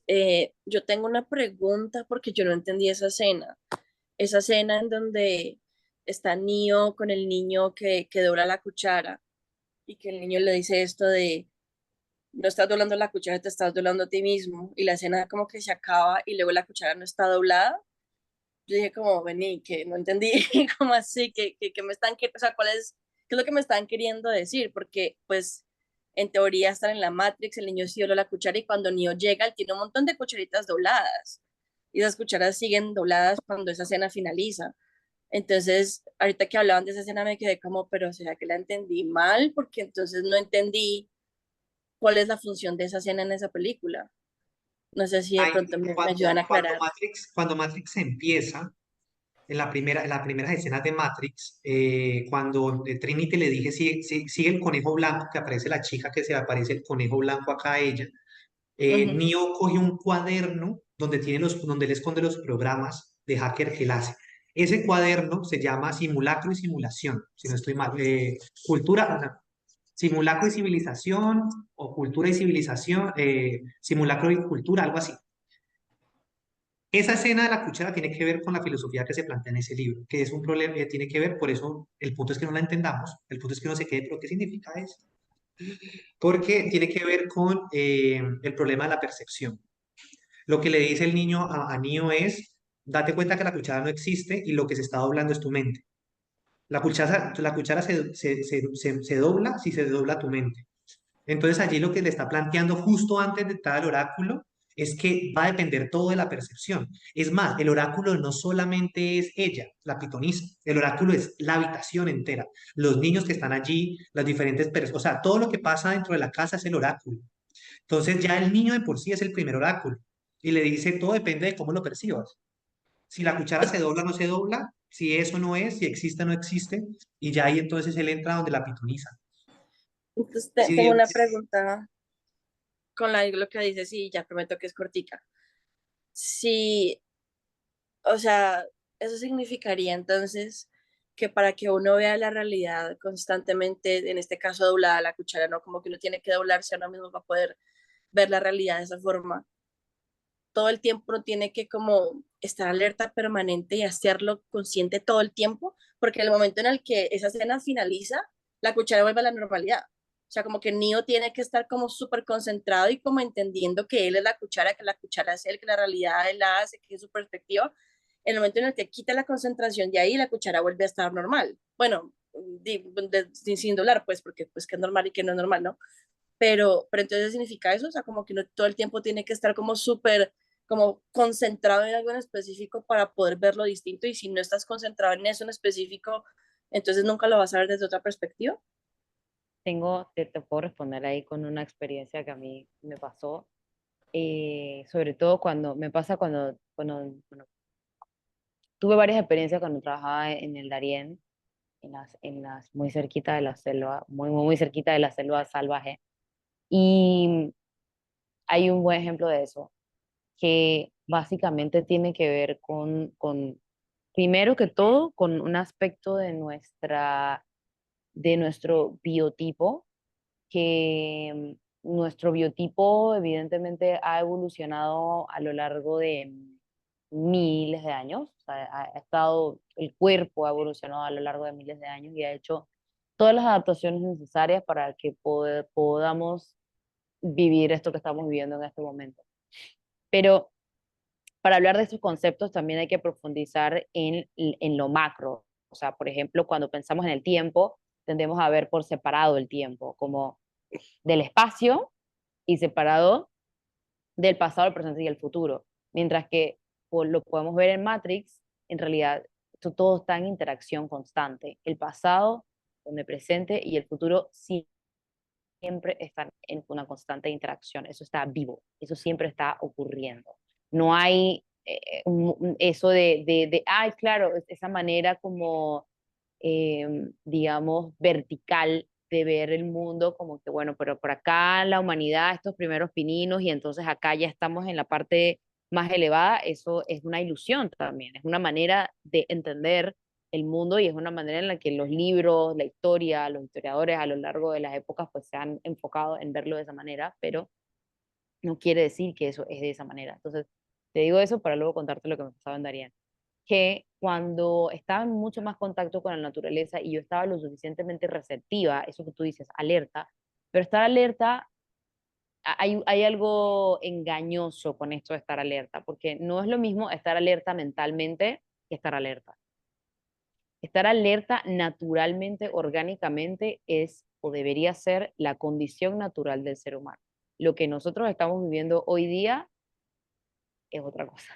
Definitivamente que no necesariamente es estar alerta, porque nuestro alerta es estar consciente de lo que está pasando, ¿no? Pero siempre estamos conscientes. Ahora, ¿qué es lo que nos quita la conciencia? Entonces, allá es donde tenemos que prestarle atención. ¿Qué es lo que nos saca de nuestro estado natural de alerta? Y cuando hablo de natural, lo podemos ver como utilizábamos el ejemplo de las mascotas ayer. Si yo en este momento me muevo probablemente 1 metro, antes de que yo termine de hacer el movimiento, ya mi perrito me está mirando para ver a dónde me va a mover. Y es lo mismo que pasa con todos los animales. Están en un constante estado natural de alerta, que nuestro mundo actual no nos permite estar en ese estado por todo el contenido que tenemos en la mente y etcétera, etcétera, etcétera. No, no voy a profundizar en esa parte, pero cuando estamos en ese estado de alerta natural, de que es una alerta incluso hasta pasiva, que yo estoy receptiva a mis sentidos, estoy receptiva a todo lo que es como un ninja. Pasa la mosca y yo sé que pasó la mosca. Esa también es otra cosa que podemos ver en Matrix, ¿no? O sea, yo estoy en una realmente, en un estado del ser que está receptivo. Entonces, eso es estar alerta naturalmente. Mientras que nuestro estar alerta hoy día muchas veces se malentiende con meditar o de repente, porque no es que está mal la asociación, pero no está tan clara. O sea, no se trata de que voy a estar alerta o consciente solamente cuando me siento a meditar, sino que debe ser incluso tu utopía, buscar que eso siempre sea tu estado de receptividad. Siempre estoy conectado con mis sentidos, con lo que oigo, escucho, siento, huelo. Y ese estado de receptividad no es estarme preocupando por lo que va a pasar, es estar alerta. No necesito pensar qué va a pasar. Estoy preparada para lo que sea que vaya a ocurrir y eso es estar alerta. Entonces, lo que me pasaba cuando estaba en Darién o cuando estaba en la selva o en otros lugares era que cuando estaba en ese estado de receptividad y yo me quedaba, por ejemplo, mirando directamente a unos monos aulladores que me empezaban a merodear, yo me les quedaba mirando fijamente en un estado de receptividad y alerta, sin estar maquinando. eh, Entendía cosas que no estaba ni pensando en ese momento. O sea, llegaba a conclusiones de cosas que ni siquiera había pensado en todo el día. Entonces, hay una conexión con ese mundo que no vemos, con esa capacidad de estar receptivos a la red biológica que nos rodea, porque somos parte de esa red biológica. Y creer que estamos fuera de esa red biológica es la ilusión. Entonces, para poder, y esto lo vemos en muchas prácticas orientales también, para poder tener esa muerte del ego, tenemos que estar en un estado de alerta, que es lo que pasa también cuando estamos, por ejemplo, bajo el efecto de la ayahuasca, ¿no? Es un poco difícil estar en ese estado del ego que quiere controlar las cosas y entre más te enfocas en estar en ese estado, más ansiedad o angustia vas a experimentar. porque estás luchando contra la naturaleza de tu cuerpo, la naturaleza de la receptividad, del estar presente, consciente acá en lo que estoy viviendo, pero no únicamente pensando que esto es lo único que está pasando. No es como que tengo que vivir en una receptividad pensando que esto que yo estoy viviendo es lo único que hay. No, es en una receptividad de que literalmente cualquier cosa puede acontecer en este momento en muchas dimensiones, no solamente en esta que yo estoy viendo. Entonces, esa receptividad que a mí me gusta, digamos, abordarla desde el contacto con la comida, por ejemplo, desde el contacto con la alimentación, de que tanto nos disociamos también en nuestro día a día de nuestros procesos biológicos más básicos, y de que eso habla de una desconexión con esa receptividad, con ese estar acá, viviendo, no maquinando lo que estoy viviendo, porque son dos cosas completamente diferentes. Entonces, esa capacidad que tenemos de transformar la realidad a través de nuestra percepción, como estábamos hablando hace un momentito de la percepción, tiene que ver con esa capacidad que tenemos de estar conscientes de lo que estamos percibiendo, porque el cuerpo siempre está percibiendo. Que tú seas consciente de eso, no, es otra cosa, pero el cuerpo siempre está percibiendo y por eso hay eventos, por ejemplo, como mirar unos monos que me ayudan a entender algo súper complicado o eh, por ejemplo, el sonido de un barco que me puede detonar una esquizofrenia en un momento particular de mi vida. ¿Por qué? Porque el cuerpo tiene una memoria que trasciende el tiempo y el espacio y que va muchísimo más allá de la comprensión incluso que tenemos de la psicología hoy día. Tenemos acercamiento, no tenemos la verdad última de cómo funciona la mente, ni el inconsciente, ni nada por el estilo. Hay procesos que no podemos definir bien todavía. Entonces, eso que ocurre en este episodio, en esta escena de Matrix, creo que conecta como mucho más con eso, con esa parte desconocida, poco comprendida también de esto que estamos viviendo, esta red biológica multidimensional y súper diversa en todos los sentidos. Jonathan, ibas a decir algo. Sí, yo tengo una interpretación también de esa escena particular. Creo que se pueden hacer dos interpretaciones. Una, digamos, como con respecto a la trama de la misma película. Siento que esa escena está, o básicamente lo que está ocurriendo allí es que le están diciendo que está dentro de la Matrix y le está cuestionando qué es la realidad. Y básicamente le está dando como el secreto para que Neo pueda modificar la Matrix a su antojo, que es un poco lo que termina pasando cuando Neo toma como conciencia del elegido como tal, ¿no? Entonces, como que básicamente le está cuestionando la realidad, le está cuestionando que realmente todo lo que está ocurriendo en la Matrix es producto de su mente. Y si lo pensamos, y aquí viene la otra interpretación, es si lo pensamos de una u otra forma, todo en cuanto le pasa a uno se concentra en la psique o en la mente, en la mente. Entonces, de una u otra forma, un poco como el estar alerta, tal vez no es estar alerta de lo que ocurre afuera o del mundo como tal, sino tal vez es de lo que ocurre con uno mismo en su propia mente y en su psique. De lo que Y me ocurre a mí con lo de afuera. sí, lo que me ocurre a mí y cómo yo mismo reacciono frente a lo que está afuera. Entonces, posiblemente eso que ocurre afuera no es algo que está en contra de uno, como lo que decía Nietzsche, las cosas no son buenas ni malas, sino que simplemente pasan, y sino que lo que le da ese valor de bueno o malo es uno mismo, ¿sí? Tal vez uno no va a poder ser consciente en su totalidad de todo en cuanto ocurra. Eso tal vez es una tarea imposible, pero sí uno puede tomar cierta atención frente a cómo uno reacciona frente a las cosas. Y es un poco lo que hablaban ayer del Tao o del Zen y el estar presente también, ¿no? Y el estar presente también está muy, muy marcado por eso. Y es como, ¿qué me pasa a mí con esto que está ocurriendo o con esto que está fuera de mí, ¿no? Y tomar conciencia de mi psique y de mi propia forma de ver el mundo.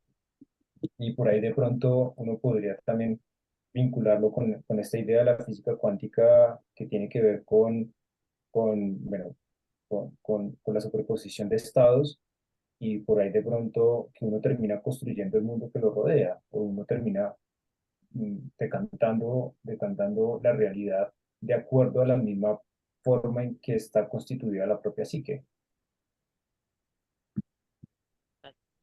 Genial. Genial, es una de las mejores escenas de Matrix. Bueno, yo pienso que podemos como ir cerrando si alguien tiene alguna otra preguntita, podemos algún comentario que alguien más quiera hacer. Ya estamos en esa fase de preguntas. Pueden hacer preguntas y ahí con eso vamos cerrando. Sí, Mayra. Pues no era como una pregunta, sino era como un aporte chiquito, pues como uniendo lo que estaba preguntando Manuela de la escena y lo último que dijo Jonathan sobre la física cuántica. Por ejemplo, estaba leyendo un libro que habla sobre la física cuántica de Joe Dispenza y él habla que nuestro cerebro tiene una capacidad y es que solo se enfoca en una cosa, porque si se enfocara en muchas cosas, prácticamente estaríamos locos, estaremos percibiendo el ruido de las calles, las luces, entonces sería muy caótico. Entonces, el cerebro tiene la capacidad de enfocarse solo en una cosa si nosotros le ponemos toda la atención, que siento que es lo que pasa en la cena. Cuando te enfocas completamente en algo, y para yo dispensa, no es solo enfocarse en algo, sino es poner como toda esa atención plena, y es cuando se da esa atención plena que surge el tema de la física cuántica, que es que tú puedes cambiar tu realidad y prácticamente crearla. Entonces es muy interesante y siento que eso pasa en la escena. Cuando se da un enfoque completamente a algo y pones como todo esa energía, como que ahí es cuando pueden pasar cosas muy curiosas, pero siento que todo depende desde nuestro interior, o sea, entendiendo que nosotros tenemos como el poder de influir sobre nuestras propias decisiones. Y también algo muy interesante que se menciona ahí, que mencionó Milena, eh, el tema de que el ser, por ejemplo, llegar a un estado de conciencia pura, que para este autor Joe Dispenza es trascender lo que es el entorno, trascender lo que es el cuerpo y trascender lo que es el tiempo, que siento que eso pasa en los sueños. Trascendemos el entorno, el cuerpo y el tiempo. Y es cuando conectamos y trascendemos esos tres elementos que nos volvemos conciencia pura y podemos entrar a como crear esa realidad. Entonces, ese sería como mi pequeño aporte. Genial, Súper genial, bien. Mayra. Eh, yo creo que ahí rescato mucho el tema de el poder que tenemos a través de la percepción y a través del enfoque de la atención, ¿no? Entonces Jonathan ahorita hablaba, y recordando un poco ayer el tema del Tao, ¿no? En la filosofía china, si bien no hay muchos tratados, por ejemplo, en el taoísmo no hay un tratado moral de cuál es el camino correcto, hay una propuesta clave que de una u otra forma Jung, muchas de las teorías jungianas vienen de la filosofía taoísta y de las muchas tradiciones orientales, y es el encuentro del centro. ¿Cuál es el centro psíquico?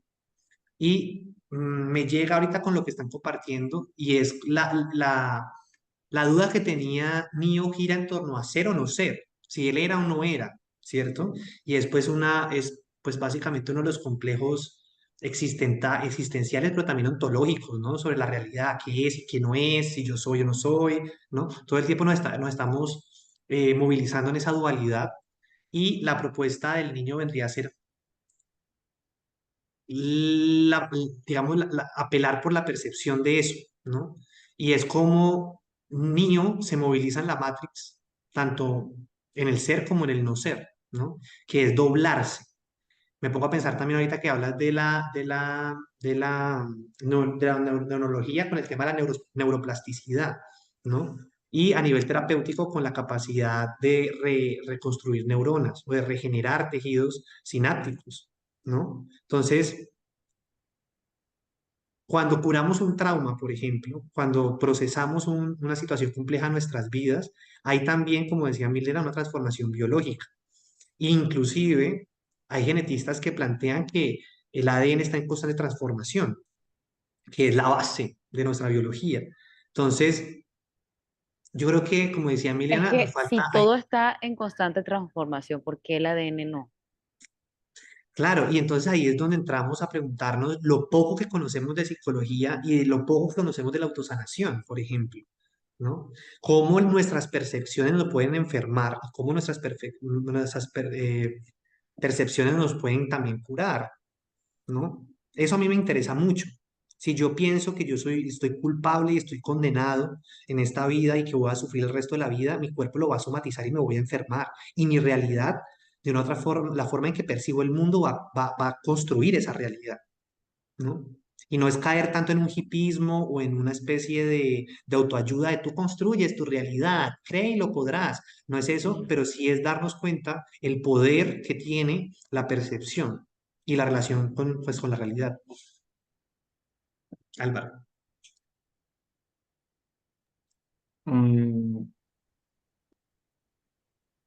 al inicio de la sesión de hoy, em, hablamos del proceso de individuación y me quedé pensando mucho en eso.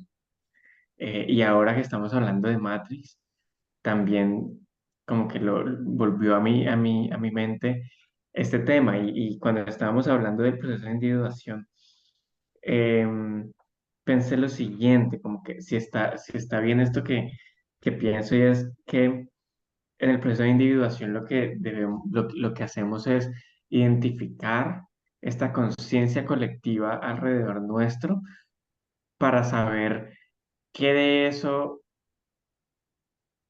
como que con qué de eso nos quedamos y qué de eso más bien buscamos alejarnos, porque pues no sé, yo pienso este sistema, tantas cosas buenas que tiene y tantas cosas malas que tiene, pues, y no nos damos cuenta, no nos damos cuenta de toda la toxicidad del sistema, simplemente, em, simplemente lo vivimos.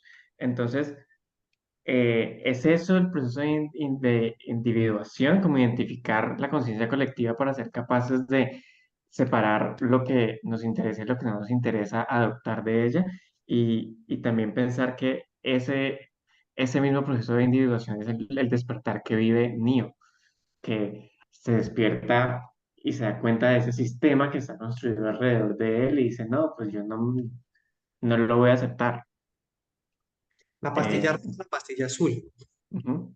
Y Genial. algo, Yo creo que pues, me gustaría de pronto que lo viéramos desde un microsistema, para no ponernos tan amplios con el macrosistema, y es la familia, ¿no?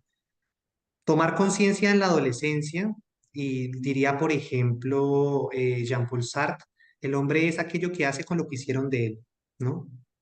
Desde una perspectiva más queer, el ser depende de lo que es aquello que hace con lo que hicieron de él, ¿cierto?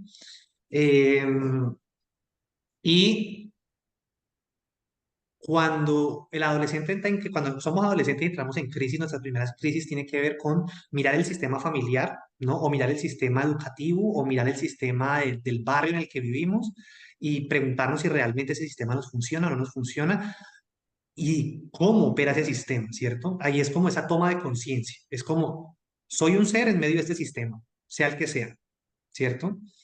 Em, Ahí deviene una crisis, y es que ese sistema me creó, ¿cierto? Empecemos por el lenguaje.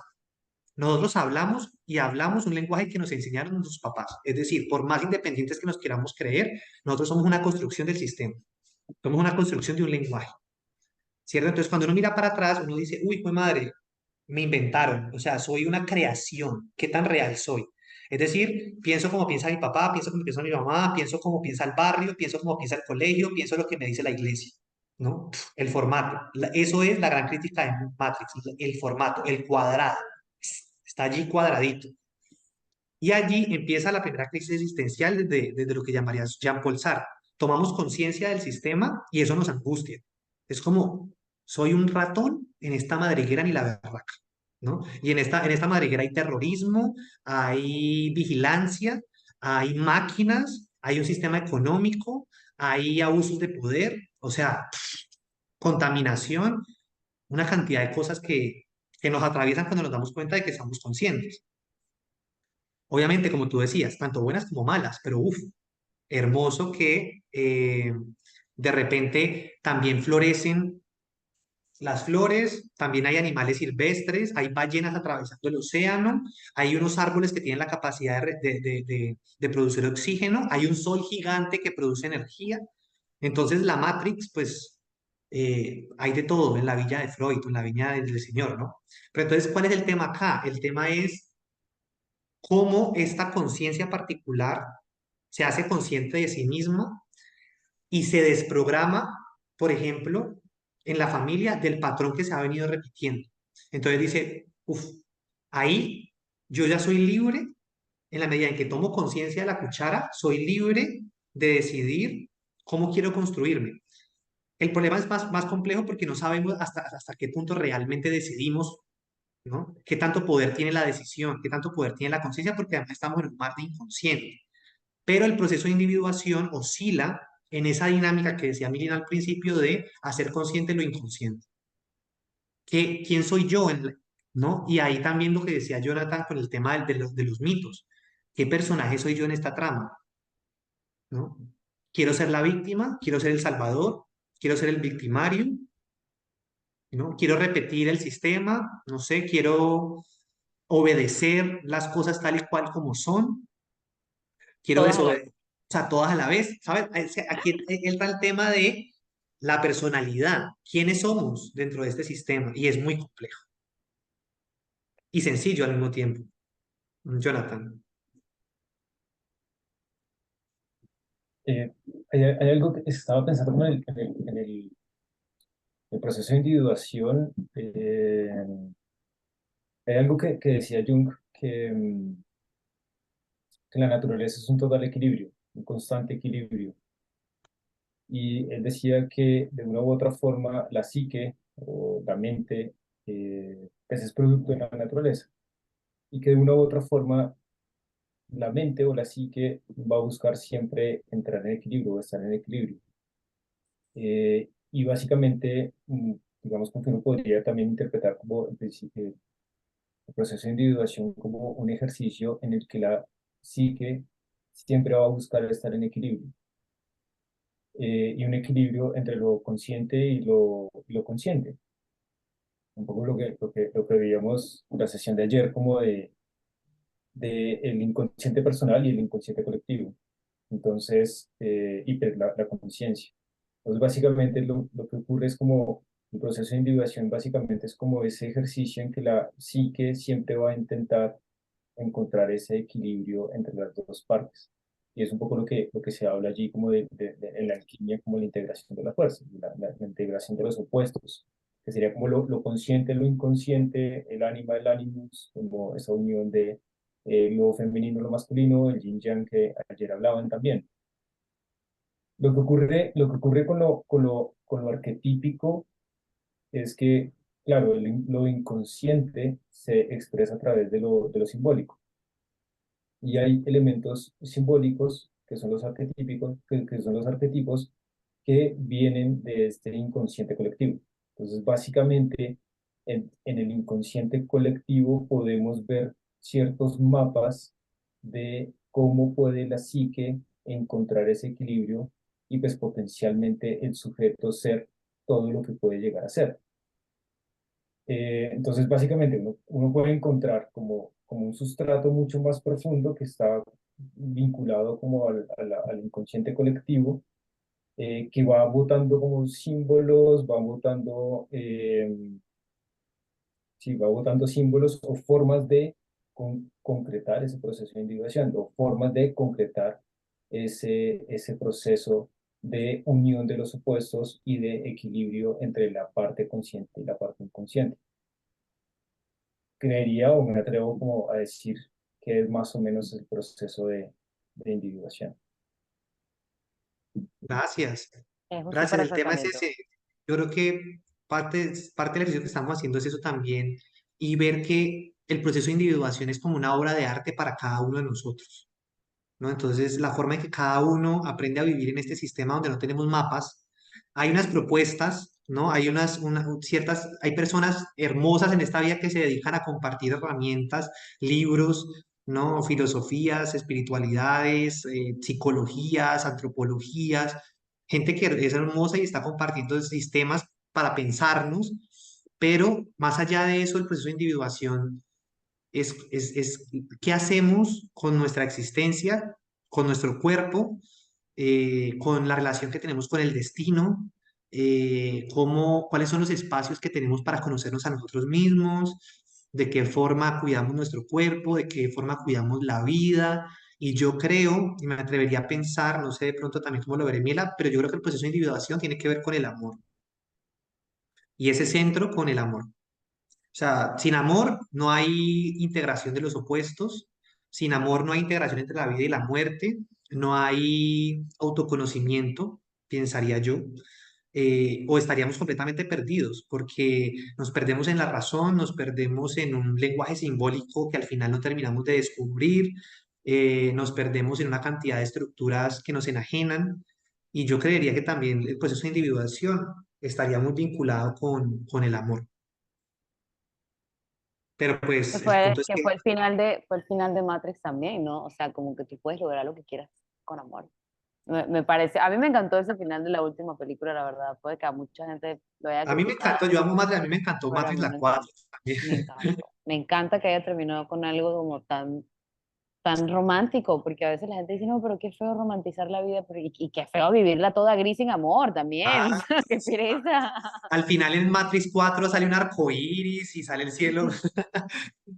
Imaginación, el poder de la imaginación. También el amor tiene que ver con la capacidad de imaginar las relaciones, los afectos, los sentimientos. Y bueno, si esto es una Matrix, nada real, pues entonces hagamos del amor una realidad habitable, romántica, sexy. No sé. Jonathan. Sí, quería como comenzar, pues, mencionar como un poco sobre el final de Matrix. Es que hay como no me acuerdo cómo es el nombre de ella, pero hubo Trinity. una chica que hizo un análisis de Matrix, y un análisis como, era como muy fan de Matrix y empezó a hacer un análisis y ella hizo un doctorado y la tesis de su doctorado fue el análisis de Matrix. Y ella descubrió que Matrix como tal era como todo el proceso que estaban pasando las hermanas Wachowski en su transformación. La androginia.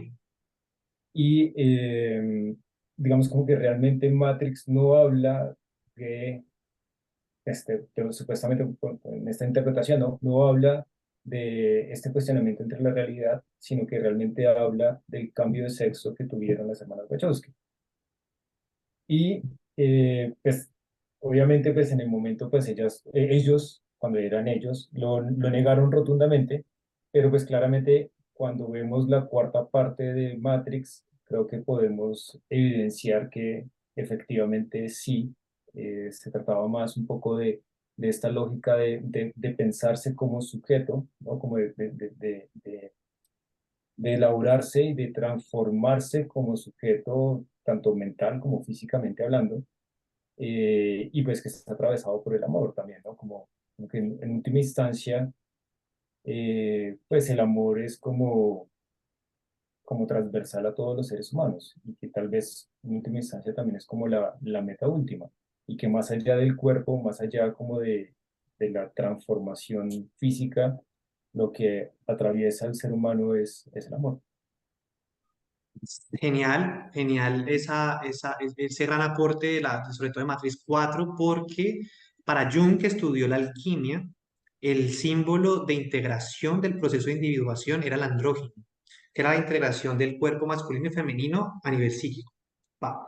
Entonces, es sumamente interesante que de una otra forma esta autora nos plantea el tema de Matrix como una metáfora trans. Si no estoy mal, se llama el artículo, Matrix como una metáfora trans. Y es esa transición y esa transformación, y es ver cómo Matrix también es un gran mito de metamorfosis. Cuando a Neo lo desconectan, aparece en un cuerpo completamente conectado a unos tentáculos, a unas redes, y a Neo lo... Y de otra manera también es interesante ver cómo el problema de la realidad es atravesado también por el cuerpo. Entonces, la Matrix 4 es una gran crítica a todo el binarismo, ¿no? Que nos permite también vivir en esta realidad, digamos, desfragmentada, en donde pensamos todo bueno, malo, blanco, oscuro, mujer, hombre, macho, hembra, ¿no? Entonces es sumamente interesante cómo en Matrix 4 le dan una integración mucho más contemporánea a las primeras tres películas, en donde ya se visibiliza que la Matrix está operada a través del lenguaje binario, ¿no? Y inclusive la inteligencia artificial opera a través del código 010101, ¿no? Y cómo, pues, la experiencia trans, la experiencia andrógina, nos permite a nosotros también tener una conciencia más integrada. Más allá de que lo veamos desde una experiencia de transformación de género, que hay muchas experiencias que son así, yo lo vería también desde una perspectiva psíquica. Cómo integrar masculino y femenino en nuestra conciencia como un proceso de integración y de liberación. Y eso como, como un puente que nos permite a nosotros integrar la vida, la muerte, lo inconsciente, lo consciente, lo real, lo falso, en una integración a través del amor. Es hermoso. Pero de una otra forma, volvemos al mismo tema. Parecería muy novedoso, pero los alquimistas también tenían el mismo mito, de otra forma, a lo largo, en Europa, a lo largo del siglo XV, XVI, ¿no? Entonces, en la Edad Media le llamábamos le llamaban andrógino, hoy hablamos de transexualidades, ¿no? De diversidades de género, pero los mitos están y los procesos de individuación también están. Pero bueno, gracias por el aporte. Gracias. Y bueno, hoy vamos a hablar solamente de Alicia, pero terminamos hablando de Matrix, hasta de Matrix 4. Así que está bien porque la próxima sesión, la próxima semana vamos a trabajar Matrix. Así que este fin de semana ojalá se conecten a la Matrix, a Netflix, a cualquier plataforma de inteligencia artificial y puedan ver las películas, la 1, la 2, la 3, la 4, la que quieran, ¿no? Para que la próxima semana nos sentemos un poco. La otra semana vamos a trabajar ya los mapas de interpretación que propone la psicología junguiana. Entonces, pues vamos a tener como referencia a las películas de Matrix, así que ojalá se animen, se las vuelvan a ver. Yo creo que eso es un gran deleite para la psique, verse este tipo de películas. Así que está la cuarta, sí, la cuarta salió hace poco, fue muy criticada. Al final, básicamente, voy a contar un spoiler, pero Treo y Neo vuelan a través del cielo. Por ahí alguien se quitó los micrófonos y sale un arcoíris. Y fue muy criticada, pero a mí me parece una obra genial, sobre todo por el que comparte Jonathan, porque está más presente el tema de la crítica a la transexualidad, más la crítica, no la propuesta de la transexualidad como cruce del binarismo macho-hembra o blanco y negro, bueno-malo. Así que bueno, gracias a todos, gracias Mile. Gracias a ti, gracias por conectarse también, me encantó. Nos vemos. Ah, por acá preguntaban que si dejábamos algo para miércoles, pues verse Matrix. Esa es su tarea de Verse miércoles. Matrix, Seguir con lo mismo, anotando sus sueños, lo que les llegue, las nuevas asociaciones que lleguen también, anótenlas. Eso.